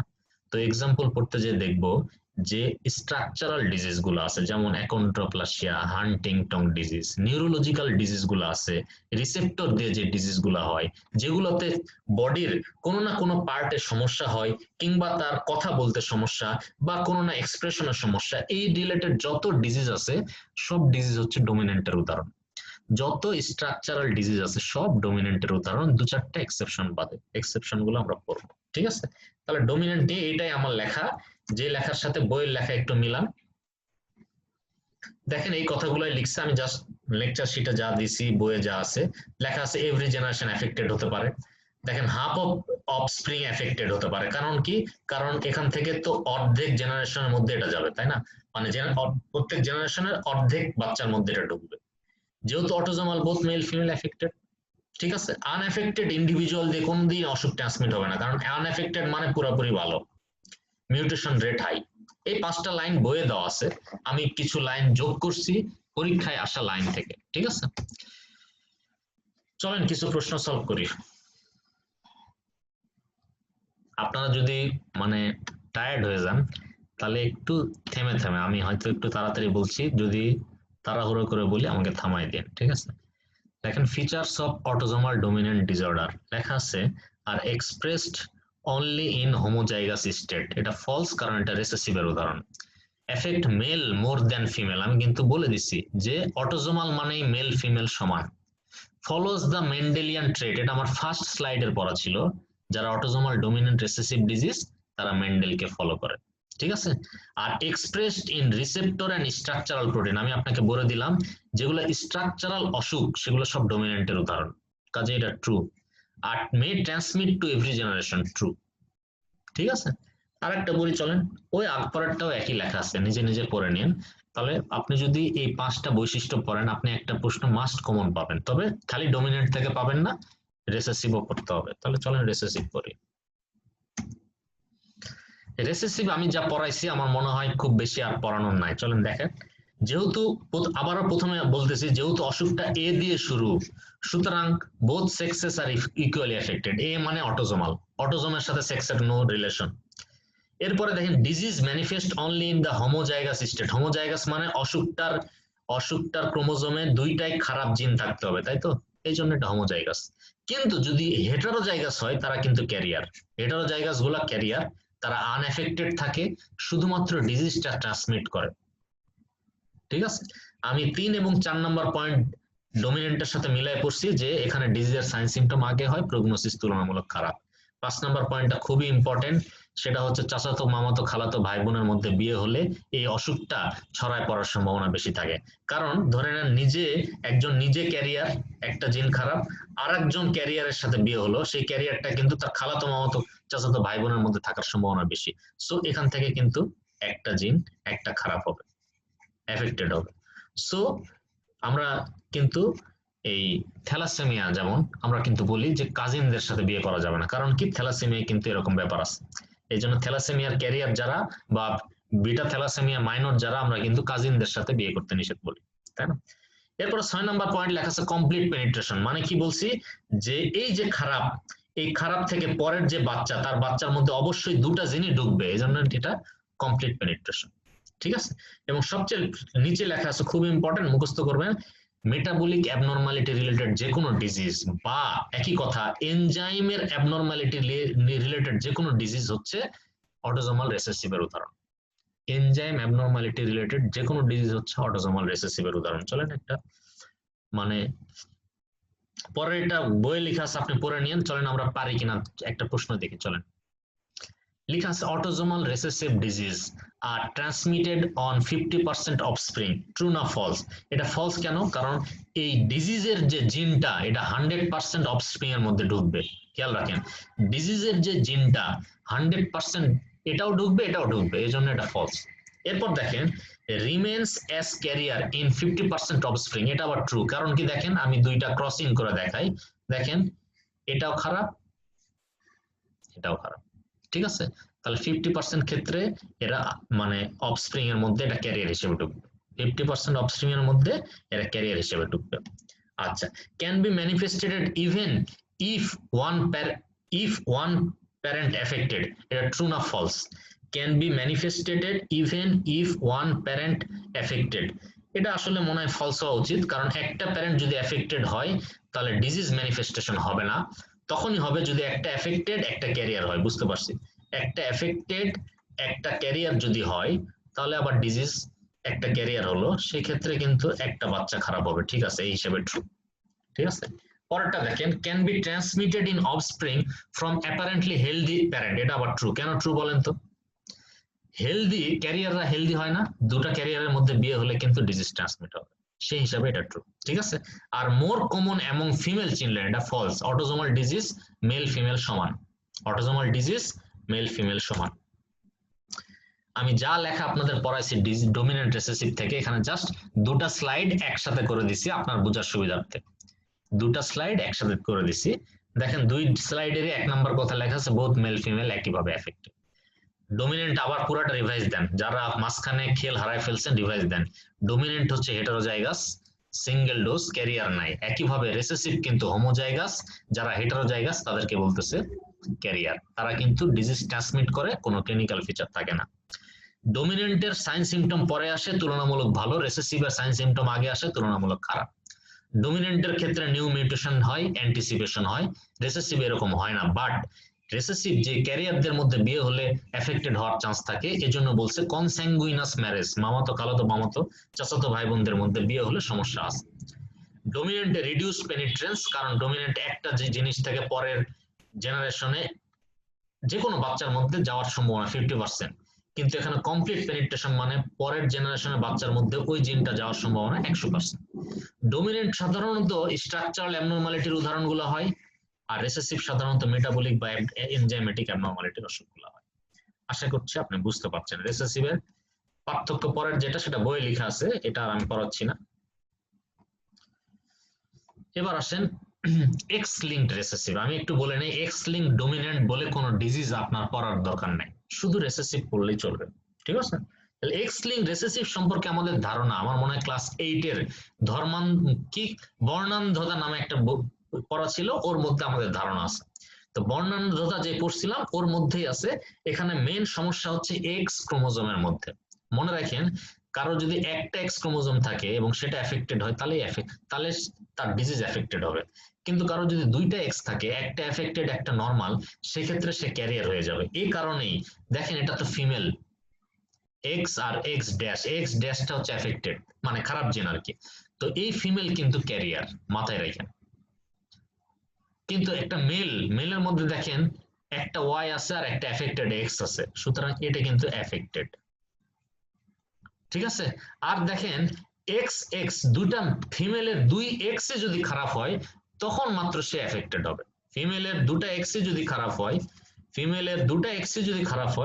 তখনই সে এফেক্টেড হবে, তার আগ পর্যন্ত সে ক্যারিয়ার হবে। সুতরাং এখানে কিছু গল্পের মতো কথা লেখা আছে, যেগুলা আপনার একটু অন্যরকম মনে হতে পারে। চলেন কি আছে পড়ি। দেখা যাচ্ছে মেল আর অলওয়েজ সাফারার, কারণ কি মেলের ক্যারিয়ার হওয়ার কোনো সম্ভাবনা নাই। লেখা আছে হু ক্যারি দ্য জিনটা সে ক্যারি করে, কিন্তু সে কোনোদিনই ক্যারিয়ার হতে পারবে না, সে কিন্তু সাফারার। ফিমেল অলওয়েজ ক্যারিয়ার, কিন্তু খুব অল্প সময়ের জন্য সে এফেক্টেড হতে পারে। কখন? যদি খারাপ জিন হোমোজাইগাস স্টেটে থাকে। এর পরের লাইন হচ্ছে no male to male transmission. এই জিনিসটা দেখে আপনার কঠিন লাগতে পারে। No male to male transmission, এই জিনিসটা দেখে আপনার কঠিন লাগতে পারে। আমি আপনাকে সাদা পেজে এটা একটু বোঝানোর চেষ্টা করি। হ্যাঁ, আমি আপনাকে একটা সাদা পেজে এটা বোঝানোর চেষ্টা করি। No male to male transmission.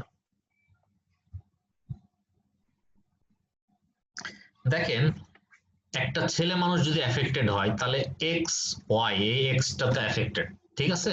তার সাথে যদি তার ওয়াইফ নর্মাল থাকে, দেখেন এদের পরবর্তী জেনারেশন কি হতে পারে। এদের পরবর্তী জেনারেশন দেখেন যে এক্স দিয়ে যে জিনিসগুলো হচ্ছে, এই দুটা মেয়ে বাচ্চা না, একটু খেয়াল করেন তো। তাহলে এই রোগীর দুইটা মেয়ে বাচ্চা কিন্তু ক্যারিয়ার, সি লিখলাম। কিন্তু পুরুষ বাচ্চাটার কথা চিন্তা করেন তো, ওয়াই দিয়ে পুরুষ বাচ্চা হবে না।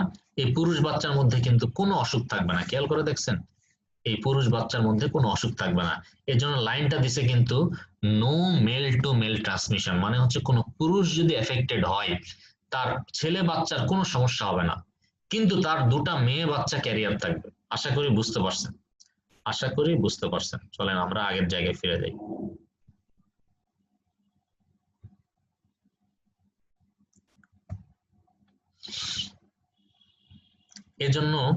এজন্য দেখেন লেখা আছে no male to male transmission.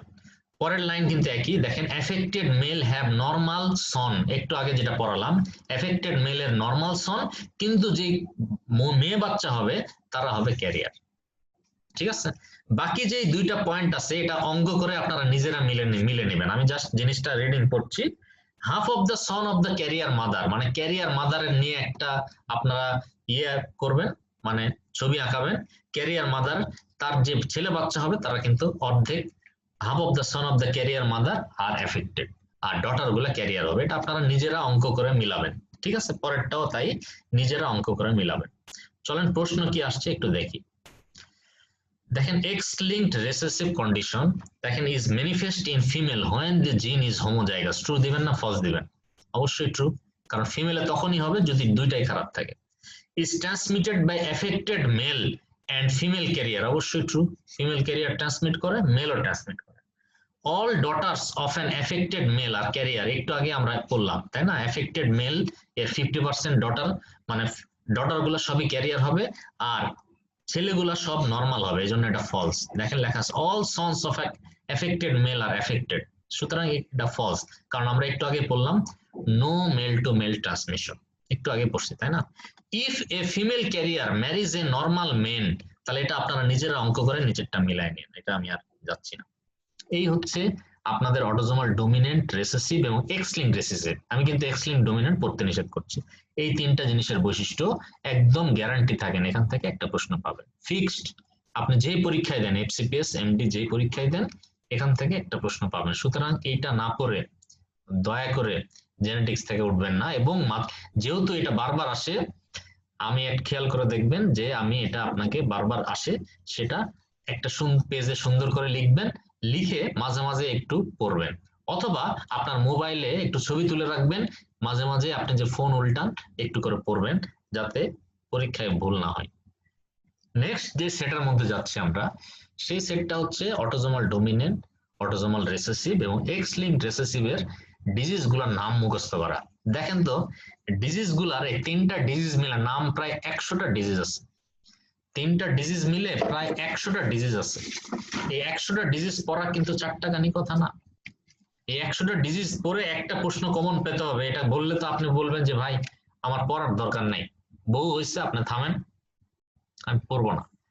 আমার একটা পরামর্শ হচ্ছে, যেখান থেকে প্রশ্ন আসবেই ভাই, চলেন না একটু কষ্ট করি, কিছু সহজ বুদ্ধি আছে কিনা একটু দেখি। তাহলে দেখেন এটা ডোমিনেন্টের উদাহরণ, এটা রেসেসিভের উদাহরণ অটোজোমাল, আর এটা দেখেন এক্স লিঙ্কড রেসেসিভের উদাহরণ। তাহলে তিনটা বিশাল বড় বড় স্লাইড আমরা এক পেজে পড়ার চেষ্টা করব। তার আগে আমি আবার ডোমিনেন্টে ফিরে আসি। ডোমিনেন্টে একটু খেয়াল করে দেখেন, আমি ডোমিনেন্টে কোন ডিজিজ কমন বৈশিষ্ট্য পড়ছি বলেন তো, স্ট্রাকচারাল ডিজিজ, মনে আছে না? তাহলে দেখেন স্ট্রাকচারাল ডিজিজ হচ্ছে এই যে নার্ভাস আর স্কেলেটাল, এটা হচ্ছে স্ট্রাকচারাল ডিজিজ। সো স্ট্রাকচারাল ডিজিজের নামগুলো আমরা মুখস্থ করবো না, আমরা মাথায় থাকবে অল স্ট্রাকচারাল ডিজিজ বাস ডোমিনেন্ট।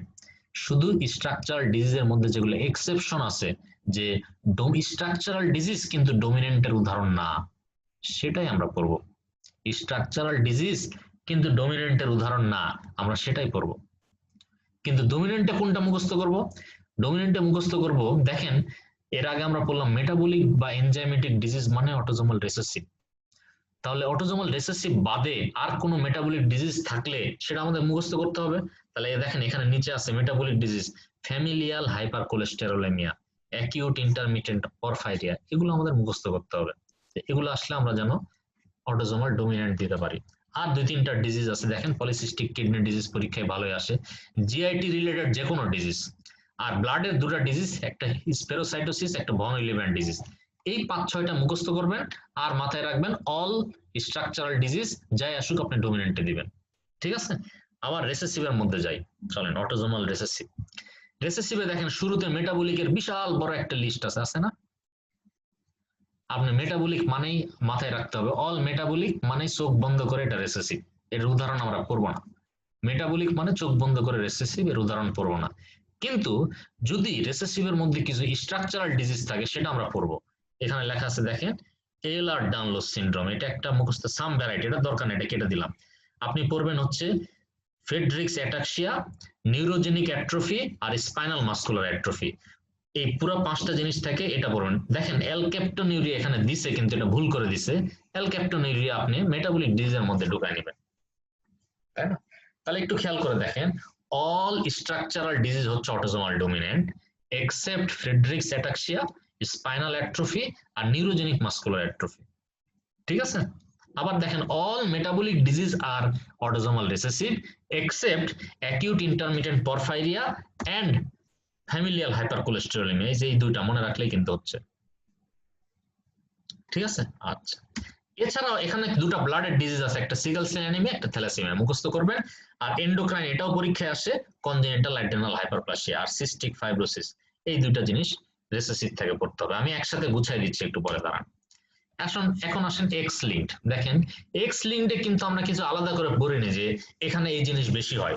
গ্রসলি এটা এখানে পড়ে যে এখানে মাস্কুলোস্কেলেটাল দুটো ডিস্ট্রফি, একটা ডুচিনি মাস্কুলার আর একটা বেকার মাস্কুলার ডিস্ট্রফি, এই দুটো ডিস্ট্রফি হচ্ছে এক্স লিঙ্কড রিসেসিভের উদাহরণ। ব্লাডের ডিজিজ দুইটা পড়বেন, একটা হিমোফিলিয়া, একটা G6PD ডেফিসিয়েন্সি। মেটাবলিক একটা ডিজিজের নাম বললেই হবে ডায়াবেটিস ইনসিপিটাস। ঠিক আছে? আর নার্ভাস সিস্টেমের এই ফ্র্যাজাইল এক্স সিনড্রোম দরকার নাই, কেটে দিলাম, কারণ এই যে পড়ার দরকার নাই। ঠিক আছে? আর ইমিউনোলজিক্যাল গামা গ্লোবুলিনেমিয়া, ইমিউনোলজিক্যাল যে কোনো ডিজিজ, এর আগে কিন্তু আপনি পড়েননি। ইমিউনোলজিক্যাল ডিজিজ মানে এক্স লিঙ্ক ডিজিজ, গামা গ্লোবুলিনেমিয়া হতে পারে, উইস্কট এলড্রিচ সিনড্রোম হতে পারে। তারপরে কেউ যদি বলে কালার ব্লাইন্ডনেস, তাও এক্স লিঙ্কের উদাহরণ, কালার ব্লাইন্ডনেস। এখন আমি যারা আমার কাছে লেকচার শিট নিছেন তাদের আমি এখানে একটা সাদা পেজ দিছি, যাতে এই পেজে আপনি পুরো জিনিসটা নোট করবেন আপনার সুবিধার মতো। সাদা পেজটা আপনি কিভাবে নোট করবেন এটা আমি আপনাকে একটু দেখাচ্ছি যে আমি নিজে কিভাবে নোট করছি। খুব ছোট ছোট করে লিখছি এই জন্যই যে পুরো ভিউটা যত এক পেজের মধ্যে থাকে তাহলে আপনার পরীক্ষায় অ্যান্সার দিতে সুবিধা হবে। যেমন আমি আমার সময়ে নোট করছি কি আমি আপনাকে দেখাচ্ছি। আমার সময় নোট করছি এটা, আমি বিশ্বাস আপনি আমার মোবাইলে, আপনার মোবাইলে এটা কিছুই দেখতে পাচ্ছেন না, কোনো সমস্যা নাই, দেখতে না পেলে কোনো ক্ষতি নাই। আমি দেখেন নোট করছি যেভাবে, দেখেন আমি বলে দিচ্ছি, আপনার পড়া লাগবে না। অটোজোমাল ডমিনেন্টে দেখেন অল নার্ভাস ডিজিজ, এখানে যত উদাহরণ আছে নার্ভাস স্কেলেটাল আমি পড়িনি, আমি খালি পড়ছি রেসেসিভের। দেখেন Friedreich's ataxia, spinal muscular atrophy, neurogenic muscular atrophy. আর এক্স লিঙ্ক রেসেসিভের দুইটা ডিস্ট্রফি, একটা বেকার মাসকুলার, একটা ডুচেনি মাসকুলার। এবার আসেন অল মেটাবলিক ডিজিজ হচ্ছে অটোজোমাল রিসেসিভের উদাহরণ। শুধুমাত্র ডমিনেন্টে দুটো মেটাবলিক ডিজিজ আছে, একটা হাইপারকোলেস্টেরোলেমিয়া, একটা অ্যাকিউট ইন্টারমিটেন্ট পরফিয়া। আর এক্স লিঙ্ক রিসেসিভে একটা মেটাবলিক ডিজিজ পড়বেন, সেটা হচ্ছে ডায়াবেটিস ইনসিপিটাস। বাস শেষ। তাহলে কিন্তু আপনার 60% পড়াই শেষ। দেখেন 5-6টা লাইন যদি আপনি পড়েন 60% পড়াই শেষ। প্রত্যেকটা জায়গায় দেখেন ব্লাডের দুটো ডিজিজ আছে। ডমিনেন্টে ব্লাডের ডিজিজ হচ্ছে স্ফেরোসাইটোসিস, ভন ইলিভেন ডিজিজ।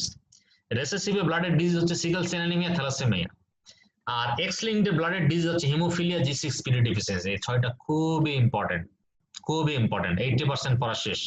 এখন এক্সট্রা করে অল্প কিছু জিনিস পড়বেন, যেমন জিআইটি ডিজিজ বা পলিসিস্টিক কিডনি ডিজিজ, এগুলো হচ্ছে ডমিনেন্ট।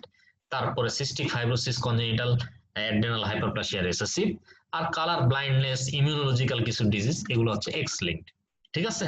এখন আপনি সাদা পেজে কিভাবে নোট করবেন আমি সাদা পেজে আমি আপনাকে দেখাচ্ছি। আমি লেকচার শিটে একটা সাদা পেজ দিছি, আপনি নোট করবেন এবং ইনফিনিটি স্টার, এখান থেকে প্রশ্ন আসবেই আসবেই আসবেই, কোনো মিস নাই। তাহলে নোটটা আমি যেভাবে নিজে করছি ওভাবে বলছি, আপনি 3টা ভাগে ভাগ করবেন আপনার পেজে। আমি পেজে কিন্তু লিখে দিছি, একটা অটোজোমাল ডমিনেন্ট, একটা অটোজোমাল রিসেসিভ আর একটা এক্স লিঙ্কড। এইভাবে নোটটা করবেন। ডমিনেন্টে লিখবেন নার্ভাস ডিজিজ, নার্ভাস বা স্কেলেটাল লিখে আপনি কিছু উদাহরণ লিখবেন যেটা আপনি পড়বেন না, খালি লেখার কারণে লিখছেন কিন্তু আপনি পড়বেন না। কিন্তু রেসেসিভের যে স্কেলিটাল ডিজিজ এটা আপনি খুব ভালো করে পড়বেন। উদাহরণ আছে Friedreich's ataxia, spinal muscular atrophy, আর হচ্ছে নিউরোজেনিক মাস্কুলার অ্যাট্রফি। এই তিনটা উদাহরণ আপনি ভালো করে পড়বেন। আবার সেম জিনিস এখানে স্ট্রাকচারাল দুটো ডিজিজ আছে, একটা হচ্ছে ডুচিনি মাস্কুলার ডিস্ট্রফি আর একটা হচ্ছে বেকার মাস্কুলার ডিস্ট্রফি। এইটা ভালো করে পড়বেন, বাস শেষ। এবার আসেন মেটাবলিক ডিজিজ, অটোজোমাল রিসেসিভে অনেক কিছু আছে, আপনি নাম লিখবেন কিন্তু এটা মুখস্থ করার কোনো দরকার নাই। কিন্তু এখানে মেটাবলিক ডিজিজের দুটো উদাহরণ আছে, খুব ভালো করে পড়বেন। ডমিনেন্টে কি কি? অ্যাকিউট ইন্টারমিডিয়েট পরফাইরিয়া আর ফ্যামিলিয়াল হাইপার কোলেস্টেরোলেমিয়া। ভালো করে পড়বেন, স্টার দিচ্ছি। আর এক্স লিঙ্কডে এরকম কোন মেটাবলিক ডিজিজ আছে কিনা? আছে, ডায়াবেটিস ইনসিপিটাস। একটা বললে যথেষ্ট। তাহলে এতক্ষণ ধরে যা লিখে দিচ্ছি আমি আপনাকে 60% পড়া শেষ এতটুকু পড়লেই। এবার আসেন ব্লাডের ডিজিজ, সব জায়গায় দুটো করে আছে এবং স্যাররা খুব দেয় ভাই, এটা স্যাররা খুব দেয়। একটা হচ্ছে ডমিনেন্ট আছে ভন উইলিভ্যান ডিজিজ আর হেরিডিটারি স্পেরোসাইটোসিস। অটোজোমাল রিসেসিভে আছে হচ্ছে থ্যালাসেমিয়া আর সিকেল সেল অ্যানিমিয়া। আর এক্স লিঙ্কডে আছে কি কি? এক্স লিঙ্কডে আছে আমার যতদূর মনে পড়ে G6PD ডেফিসিয়েন্সি আর একটা হচ্ছে হিমোফিলিয়া। তাহলে পড়া আপনার 80% শেষ। এবার সবগুলো থেকে যেগুলো পরীক্ষায় আসছে সেগুলো একটু মার্কিং করে রাখবেন। এছাড়াও অটোজোমাল ডোমিনেন্ট থেকে পলিসিস্টিক কিডনি ডিজিজ উদাহরণে আসছে, আর দু একটা ওই যে হার্টের কিছু ডিজিজ আছে, এরকম দু একটা উদাহরণ আছে। অটোজোমাল রিসেসিভ এর বাইরে কি আসছে? Congenital adrenal hyperplasia, cystic fibrosis. আর এক্স লিঙ্কড এর বাইরে কি আসছে? ইমিউনোলজিক্যাল দু একটা ডিজিজ আর কালার ব্লাইন্ডনেস। এই হচ্ছে আমি আমার ব্রেনের মধ্যে কিন্তু এভাবে সাজায় রাখছি। আমি কিন্তু সাদা পেজে যা লিখতেছি এটা কিন্তু আমার মুখস্থ লিখতেছি, তার মানে আমার মাথায় কিন্তু কিছু ট্রিক্স আছে ভাই। বহুদিন পড়ায় বহুদিন নিজে পড়ে কিন্তু এই ট্রিক্সটা করছি, মাথায় কিন্তু গেঁথে গেছে। সো আপনারা এই 100টা ডিজিজ কিন্তু পড়ার দরকার নাই, আমি কিন্তু 8-10টা নাম মনে রাখছি। চলেন আমি প্রশ্নটা সলভ করে দেখাচ্ছি আপনাকে। দেখেন উপরে ভালো দেখা যাচ্ছে কিনা, চলেন সাদা পেজ আছে কিনা দেখেন, পরের পেজ দেখাচ্ছি। দেখেন লেখা আছে অটোজোমাল ডোমিনেন্টের উদাহরণ। তাহলে আপনি আমাকে একটু বলেন তো ভাই, ফিনাইল কিটোনিউরিয়া এটা একটা মেটাবলিক ডিজিজ না? মেটাবলিক ডিজিজ হলে এটা অটোজোমাল রিসেসিভ। এক্সেপশন আছে, আপনি এক্সেপশন মনে করার চেষ্টা করেন। একটা হচ্ছে familial hyper cholesterolemia, acute intermediate porphyria ডোমিনেন্টে ছিল, ডায়াবেটিস ইনসিপিটাস ছিল রিসেসিভ। এবার দেখেন হেরিডিটারি স্পেরোসাইটোসিস, আমি ব্লাডের ডিজিজ আপনাকে গুরুত্ব দিচ্ছি, এটা ট্রু। মারফান সিনড্রোম একটা স্কেলিটাল সিস্টেমের অসুখ। মারফান সিনড্রোম একটা স্কেলিটাল সিস্টেমের অসুখ। স্কেলিটাল অসুখ বলতেই বোঝায় ডোমিনেন্ট। সিস্টিক ফাইব্রোসিস একটা এক্সেপশন, অটোজোমাল রিসেসিভ, মুখস্থ করবেন। হান্টিংটন একটা স্কেলিটাল ডিজিজ, সো এটা ডোমিনেন্ট। ঠিক আছে, পরের আসেন এক্স লিঙ্ক ডিজিজ। দেখেন ডায়াবেটিস ইনসিপিটাস একমাত্র মেটাবলিক অসুখ যেটা diabetes insipidus, that is diabetes insipidus, so true. Alkaptonuria কিসের অসুখ ভাই? Metabolic disease. কোথায় যাবে? অটোজোমাল রিসেসিভে যাবে। পলিসিস্টিক কিডনি ডিজিজ অটোজোমাল ডোমিনেন্টের উদাহরণ। হিমোফিলিয়া এক্স লিঙ্কের উদাহরণ। ডুচিনি মাস্কুলার ডিস্ট্রফি, দুটা ডিস্ট্রফি আছে এর মধ্যে, একটা ডুচিনি মাস্কুলার একটা বেকার মাস্কুলার, এক্স লিঙ্কে যাবে। আমি আমার মতো করে কিছু ট্রিক্স বলার চেষ্টা করছি। আমি জানি আপনাদের মাথা এই 1-1.5 ঘন্টায় অলরেডি হ্যাং হয়ে গেছে, কিন্তু কিছু করার নাই ভাই, পরীক্ষায় এটা আসবে। হ্যাঁ, আমি এটা নিয়ে আর বেশি কিছু বলছি না। আপনাদের মাথায় একদম শেষের দিকে কিন্তু আরো একটা ইম্পর্টেন্ট জিনিস বাকি আছে, ডাউন টার্নার স্ক্রিন ফিল্টার্স। খুব বেশি সময় নিব না, এর এক্সাম্পল গুলো নিয়ে আমি আর কথা বলছি না, আপনারা নিজেরা সলভ করে নিন। ডাউন টার্নার্সে ঢোকার আগে আমি একটা জিনিস অল্প একটু দেখাই। সেটা হচ্ছে ধরে নেন একটা আমরা যখন কোনো প্রেগনেন্ট রোগী দেখি, নর্মাল আমরা ধরে নেন আমি আপনি জিপি প্রেগনেন্ট রোগী দেখতেছি, তখন আমার মাথায় কিন্তু একটা জিনিস থাকতে পারে, বিদেশে এগুলো জিনিস বেশি আছে, আমাদের দেশে কমই আছে। সেটা হচ্ছে আমার যে বাচ্চাটা হতে যাচ্ছে সেটা ক্রোমোজোমাল কোনো অ্যাবনর্মালিটি হবে না তো? তো এই ক্রোমোজোমাল কোনো অ্যাবনর্মালিটি বা তার কোনো বড় কোনো অসুখ হবে কিনা এর জন্য কিন্তু মায়ের পেটে থাকা অবস্থায় আমরা কিছু স্ক্যানিং করি। কি কি টেস্ট করা যেতে পারে দেখেন, করা যেতে পারে। টেস্টগুলোর নাম পড়বেন ভালো করে, টেস্টগুলোর নামই কিন্তু 3টা স্টার দিলাম। একটা হচ্ছে আল্ট্রাসাউন্ড, নর্মালি ধরা পড়তে পারে আল্ট্রাসাউন্ড করে। কখন করব? ফার্স্ট ট্রিমেস্টার থেকে শুরু করে পরবর্তী যে কোনো ট্রিমেস্টারে আল্ট্রাসাউন্ড করা যাবে। কোরিওনিক ভিলাই স্যাম্পলিং, আপনার মনে হতে পারে ভাই এটা আবার কি জিনিস, এটা আমি পরের ক্লাসে এমব্রায়োলজি নিব, আমার সর্বোচ্চ চেষ্টা থাকবে এগুলো ভালো করে পড়ানো। অ্যামনিওসেন্টেসিস, অ্যামনিয়ন কি জিনিস এগুলো বলবো আমি। কর্ডোসেন্টেসিস মানে আম্বিলিকাল কর্ড থেকে কিছু টিস্যু নিবে। কোনটা কত সপ্তাহে করা হয় এটা এফসিপিএস এ আসে, রেসিডেন্সিতে আসে না। একটা 11 সপ্তাহ, একটা 14, একটা 19। কিন্তু কি কি টেস্ট এটা রেসিডেন্সিতে আসে? সো দুইটা জিনিসই ভালো করে পড়বেন, কোনটা কত সপ্তাহে করা হয় আর কি কি টেস্ট আছে। উপরে জাস্ট সেম প্রশ্নটাই আছে, আপনারা দেখে নিন যে কোনগুলা স্ক্রিনিং টেস্ট। এখন আপনি আমাকে বলেন এই কোরিয়নিক ভিলাই স্যাম্পলিং আপনি জীবনে করছেন? কারো কারো করতে দিছেন? এখন বিষয়টা হচ্ছে এগুলো অনেক দামি পরীক্ষা। তাহলে দামি পরীক্ষা কি ইনভেরিয়েবলি আমরা সবাইকে দিব? এক সিবিসি দেই তাই তো আমাদের অনেক গাল শোনা লাগে। আপনি কোরিয়নিক ভিলাই স্যাম্পলিং দিলে একদম পুরো বন্দুক নিয়ে দৌড়াবে রুগী আপনার পিছনে। তাহলে আমাদেরকে ডিটেক্ট করতে হবে আমরা আসলে এই টেস্টগুলা কাকে দিব। তাহলে কিছু কিছু ফ্যাক্টর আছে, যে ফ্যাক্টর থাকলে আমরা এই টেস্টগুলো দিব। কি ফ্যাক্টর? ধরে নেন আপনি চিন্তা করেন যেই মাটা আসছে আপনার কাছে প্রেগন্যান্সি পরীক্ষা করতে, তার একটা বাচ্চার আগে ক্রোমোজোমের সমস্যা ছিল, তখন আপনার কিন্তু মাথায় হবে, তাকে কিন্তু আপনি কাউন্সিলিং করবেন, দেখেন আপনার একটা বাচ্চার তো ক্রোমোজোমাল অ্যাবনরমালিটি আছে, আপনি আরো একটা বাচ্চা যদি এরকম জন্ম দেন তাহলে তার তো আপনার লাইফ শেষ হয়ে যাবে, সুতরাং আপনি আরো একটু পরীক্ষা করে নেন যে ওই বাচ্চাটার অবস্থার কি।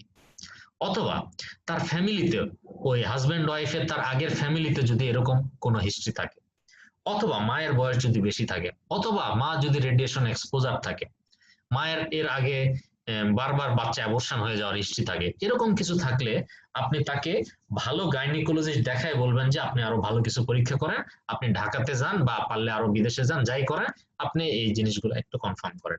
এটা নিয়ে পরের পেজে লেখা আছে যে কাদের আমরা প্রিনাটাল টেস্টিং করব। আমরা সবাইকে তো করব না, সবাইকে ইনভেরিয়েবলি শুধু আল্ট্রাসোনোগ্রাম দিব, সবাইকে ইনভেরিয়েবলি শুধু আল্ট্রাসোনোগ্রাম দিব। বাট প্রিনাটাল আর টেস্টিং গুলা কাদের করব? যদি মায়ের বয়স বেশি হয়, যদি মায়ের যে নর্মাল পরীক্ষা নিরীক্ষার রিপোর্ট খারাপ, যেমন সিবিসি করতে দিছি, লিভার ফাংশন টেস্ট দিছি, রেনাল ফাংশন টেস্ট দিছি, দেখতেছি উল্টাপাল্টা রিপোর্ট, তখন একটা আমাদের চিন্তা থাকবে। ঠিক আছে?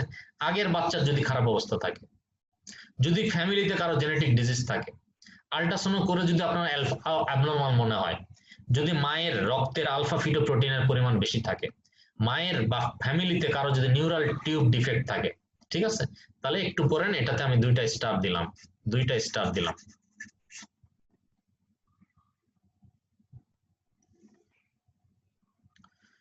নেক্সট আমাদের আর 3টা ডিজিজ পড়ানো বাকি আছে। হ্যাঁ, খুব বেশি সময় আমি নিব না আপনাদের কাছ থেকে। ডিজিজ এগুলা ক্লিনিক্যাল ফিচার মুখস্থ করা না ক্লাসে সম্ভব না, কিন্তু আমি কিছু জিনিস গুরুত্ব দিয়ে বলে দিচ্ছি। ডাউন সিনড্রোম আসে। ডাউন সিনড্রোম থেকে প্রথম লাইনটা আমি আপনাকে অলরেডি আগে একবার বলছি, মোস্ট কমন ক্রোমোজোমাল ডিসঅর্ডার, এটা কিন্তু আমি বলছি। ঠিক আছে? ডাউন সিনড্রোমের দ্বিতীয় ইম্পর্টেন্ট কথা হচ্ছে ক্যারিওটাইপিং। আমি মানে প্রথম থেকে আজকে লেকচারে এটাই চিল্লাচ্ছি যে 21 নাম্বার ক্রোমোজোমে একটা ক্রোমোজোম বেশি আছে, যার কারণে টোটাল ক্রোমোজোম নাম্বার 47, যেখানে ছেলে এবং মেয়ে উভয়ই হতে পারে। আমি বলছি সব ক্রোমোজোমাল অ্যাবনরমালিটি 99% কজ হচ্ছে নন ডিসজাংশন, মনে থাকে জানো। ঠিক আছে ভাই? এখন এই জিনিসগুলো কিন্তু বেশি ইম্পর্টেন্ট, এই জিনিসগুলো পড়ার পর আপনি ক্লিনিক্যাল ফিচারের মধ্যে ঢুকবেন। সো ডাউন সিনড্রোমের একটা রোগীর ক্লিনিক্যাল ফিচার আপনি দেখতেই পাচ্ছেন, এত বেশি আছে যে মুখস্থ করে শেষ হবে না। বাট পরীক্ষায় তো এখান থেকে একটা ইনফিনিটি স্টার প্রশ্ন আসবেই, সুতরাং আপনার কাজ হবে সুন্দর করে রিডিং পড়া এবং প্রশ্ন সলভ করে ডিটেক্ট করা যে কোন লাইনগুলো পরীক্ষায় আসছে বেশি, সেগুলো আপনি আলাদা করে মনে রাখবেন। যেমন আমি আপনাকে বলি, ডাউন সিনড্রোমের রোগী খাটো হয়, এটা পরীক্ষায় আসছে। এর মাথায় একটু ডিস্টার্ব থাকে, মেন্টাল রিটার্ডেড থাকে, এটা পরীক্ষায় আসছে। এটার মাসল টোন গুলা কম থাকে, হাইপোটোনিয়া, পরীক্ষা আসছে হাইপারটোনিয়া মানে ফলস। এবং বড় বড় অসুখ হওয়ার চান্স বেশি আছে, এটাও আসছে।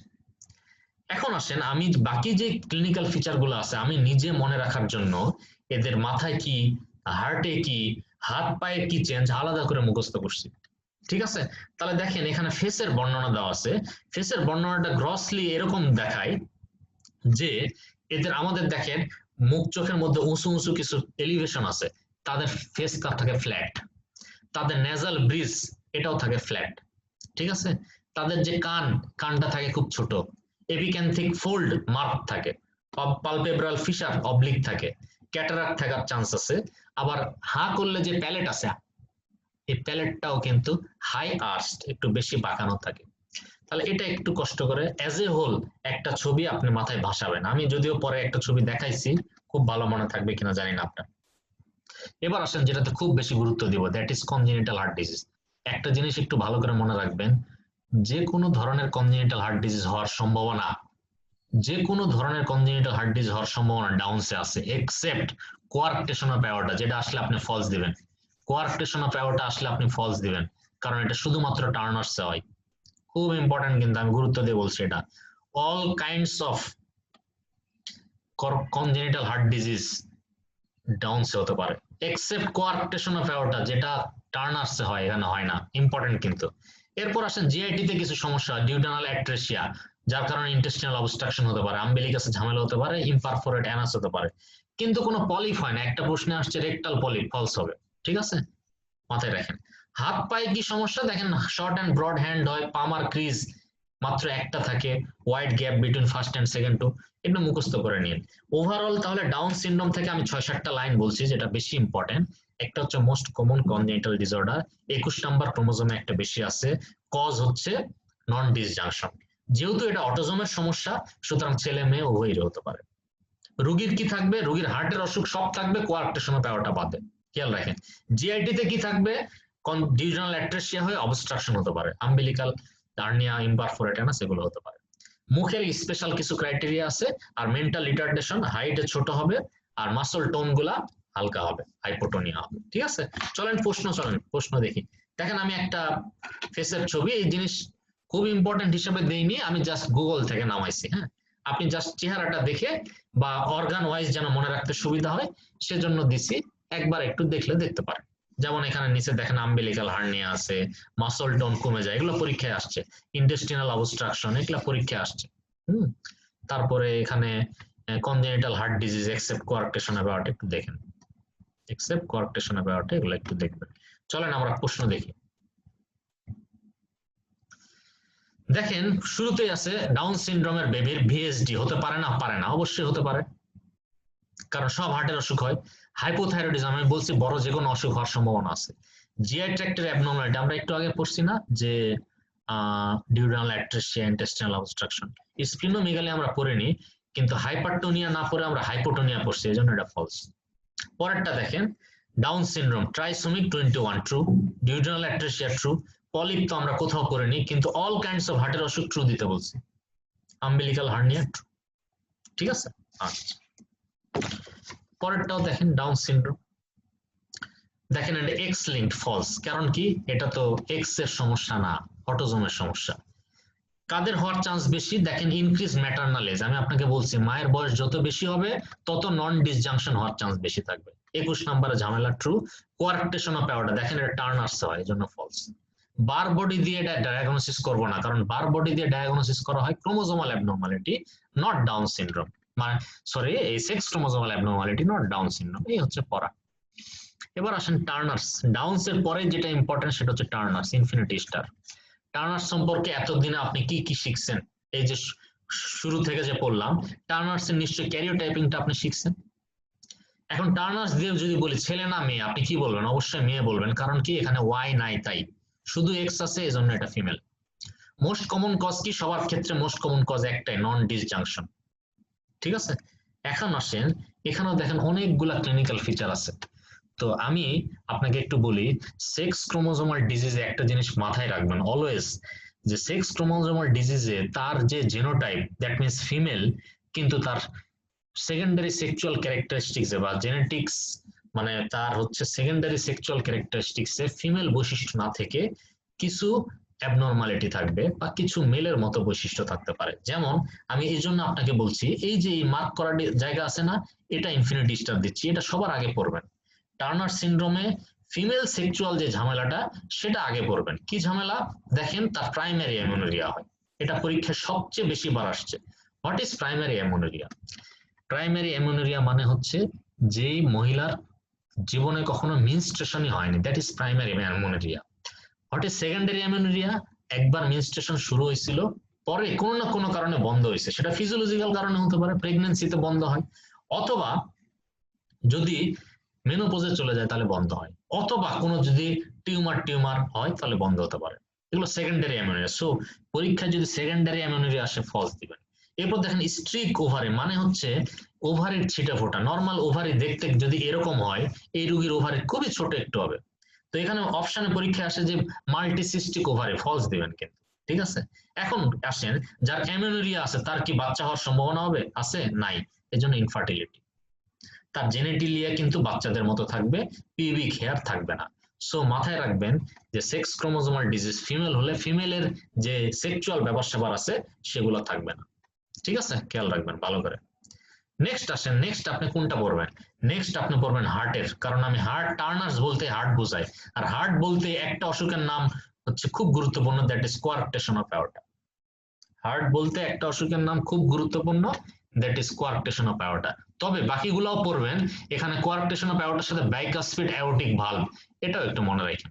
ঠিক আছে, এটাও একটু মনে রাখেন, এটা একবার এফসিপিএস আসছিল। এছাড়া মনে রাখেন অল কাইন্ডস অফ ক্রোমোজোমাল ডিজিজের রোগীর মেটাবলিক ডিজিজ থাকে, যেমন তার ডায়াবেটিস হওয়ার চান্স বেশি, লিভারের সমস্যা থাকবে, বোন মিনারেল ডেন্সিটি কম থাকবে, সব ক্রোমোজোমাল অ্যাবনরমালিটি রোগীর থাকে। এগুলা গ্রসলি একটু দেখে নিন।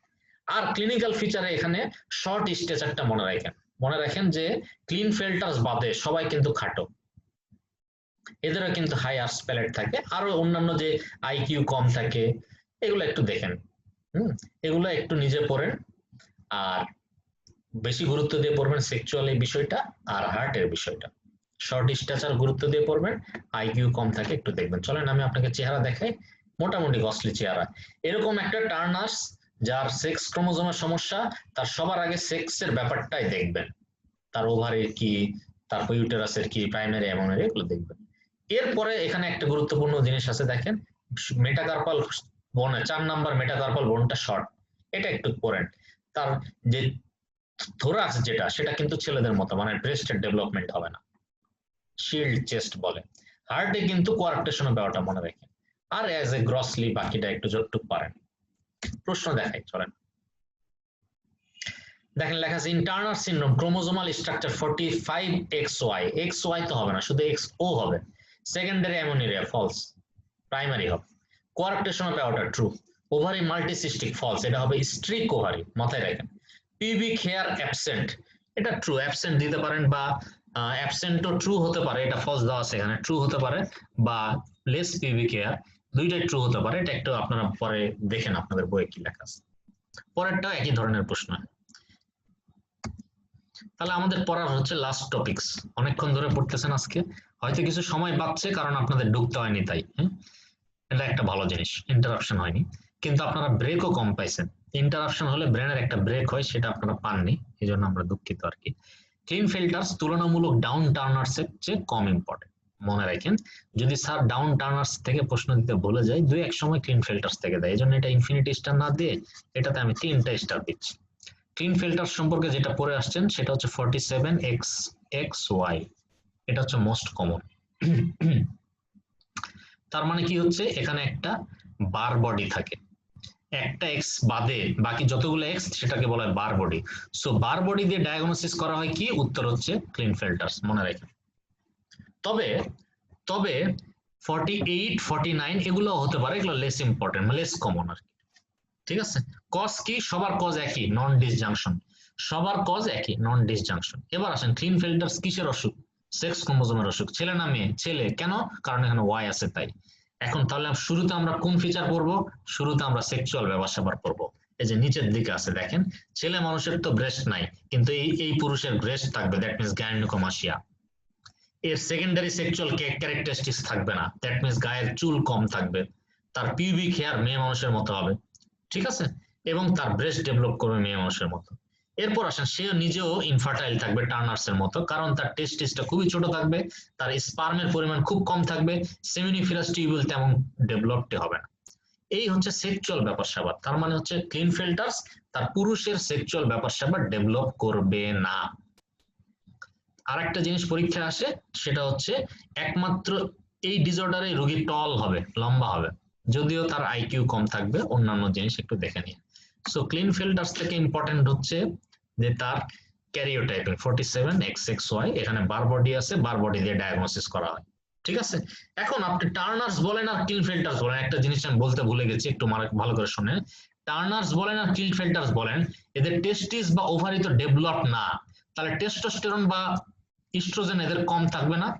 যার টেস্টোস্টেরন কম থাকবে তার এফএসএইচ এলএইচ কেমন থাকবে বলেন তো? নেগেটিভ ফিডব্যাকে বেশি থাকবে। এই যে সবার লাস্ট লাইনটা একটু দেখেন, সবার লাস্ট লাইনটা একটু দেখে নিন, ঠিক আছে? তাহলে এই হচ্ছে ধরে নেন ক্লিন ফিল্টারসে। দেখেন একটা প্রশ্ন দেখাচ্ছি, তার আগে আমি ছবিটা দেখেন। ছবিটা পুরুষ মানুষের ছবি, কিন্তু বডির গঠন মেয়ে মানুষের মতো। কারণ একটু খেয়াল করে দেখেন, তার যে পিউবিক হেয়ার ফিমেলের মতো, তার টেস্টিসের সাইজ ছোট, এবং তার পেলভিস এটা ফিমেলের মতো, হোয়াইট পেলভিস, এবং ব্রেস্ট ডেভেলপ করছে, ঠিক আছে? আদারওয়াইজ তার ফিমেলের অন্যান্য বৈশিষ্ট্য থাকবে, যেমন ছেলেদের যেমন মাথা একটু টাক হয়, এর মধ্যে টাক নাই, এরকম কিছু বৈশিষ্ট্য থাকবে আর কি। দেখেন ক্লিন ফিল্টারস এর বৈশিষ্ট্য, মঙ্গলিজম মানে তার চেহারার মধ্যে মঙ্গোলিয়ান, এরকম আমরা পড়িনি, কিন্তু বার বডি তো আছে, তাই না? এর জন্য ট্রু। প্রেজেন্স অফ ওভোটেস্টিস মানে ওভারি আছে কিনা, নাই, ফলস। গাইনোকোমেশিয়া আছে, ট্রু। এবং ক্রোমোজোমাল অ্যাবনর্মালিটি সাধারণত মেন্টাল রিটার্ডেশন থাকে। এই হচ্ছে ক্লিন ফিল্টারস এর বৈশিষ্ট্য, ঠিক আছে? বহুক্ষণ ধরে আপনারা শুনতেছেন। এখন আমি আপনাদের 4-5টা জায়গা বলতেছি আবারও, পরীক্ষার জন্য লাগবে কি, একদম টায়ার্ড হয়ে গেছেন 1.5-2 ঘন্টা ধরে, জাস্ট পরীক্ষার জন্য লাগবে কি, শেষ থেকে শুরুর দিকে যাচ্ছি। ডাউন টার্নার্স ক্লিন ফিল্টার্স একটা প্রশ্ন must. Autosomal dominant recessive, x linked recessive এর উদাহরণ একটা প্রশ্ন মাস্ট। এদের 3 জনের বৈশিষ্ট্য একটা প্রশ্ন মাস্ট। 3টা প্রশ্ন হলো। এবার আসেন ক্রোমোজোমাল অ্যাবনর্মালিটির যে উদাহরণগুলো আছে, যেমন ট্রাইসোমির উদাহরণ, যেমন সেক্স ক্রোমোজোমাল ডিসঅর্ডারের উদাহরণ, ক্যারিওটাইপিং, এগুলো থেকে একটা আসবে। বাকি যে কোনো কিছু থেকে একটা আসতে পারে। এখন আমি কেমন পড়াইছি সেটা বিষয় না, বিষয় হচ্ছে এতবার করে মনে করে দেওয়ার পর যদি আপনি এখান থেকে না পারেন, আমার কিন্তু খুব মন খারাপ হবে। তো আমার মনটা যেন খারাপ না হয়, 2টা দিন ভালো করে পড়েন। আর ইনফিনিটি স্টারের জায়গাগুলো আপনি নিজে যে ইনফিনিটি স্টার করেন না, একটা আলাদা খাতা করেন না, যেখানে ইনফিনিটি স্টার গুলো আপনি মাঝে মাঝে লিখবেন। ইনফিনিটি স্টার গুলো বারবার রিভাইজ দেন, ঠিক আছে? যেমন ধরে নেন আপনারা সেল ইনজুরি পড়ে আসছেন, সেখানকার ইনফিনিটি স্টার ক্যালসিফিকেশন ছিল, ওইটা একটু রিভাইজ দেন না মাঝে মাঝে। ইনফ্লামেশন কারা ভেসোডাইলেশন কারা পারমিয়াবিলিটি বাড়ায়, একটু রিভাইজ দেন না ভাই, ওগুলাই তো আসবে। আপনি জানেন কিন্তু কোনগুলো আসবে, আমি বারবার চিল্লাচ্ছি, এগুলাই আসবে।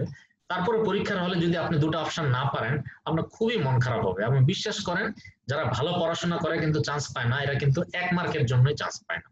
সো আপনার এই আফসোসটা যেন না থাকে, এই জন্য আপনারা একটু ভালো করে পড়েন, ঠিক আছে? তাহলে আজকে আর কথাবার্তা না বলি, অনেক হয়েছে। আজকে ভালো থাকেন, দোয়া রাখেন, পড়াশোনা করেন, কোনো সমস্যা হলে জানাবেন, ঠিক আছে? আসসালামু আলাইকুম।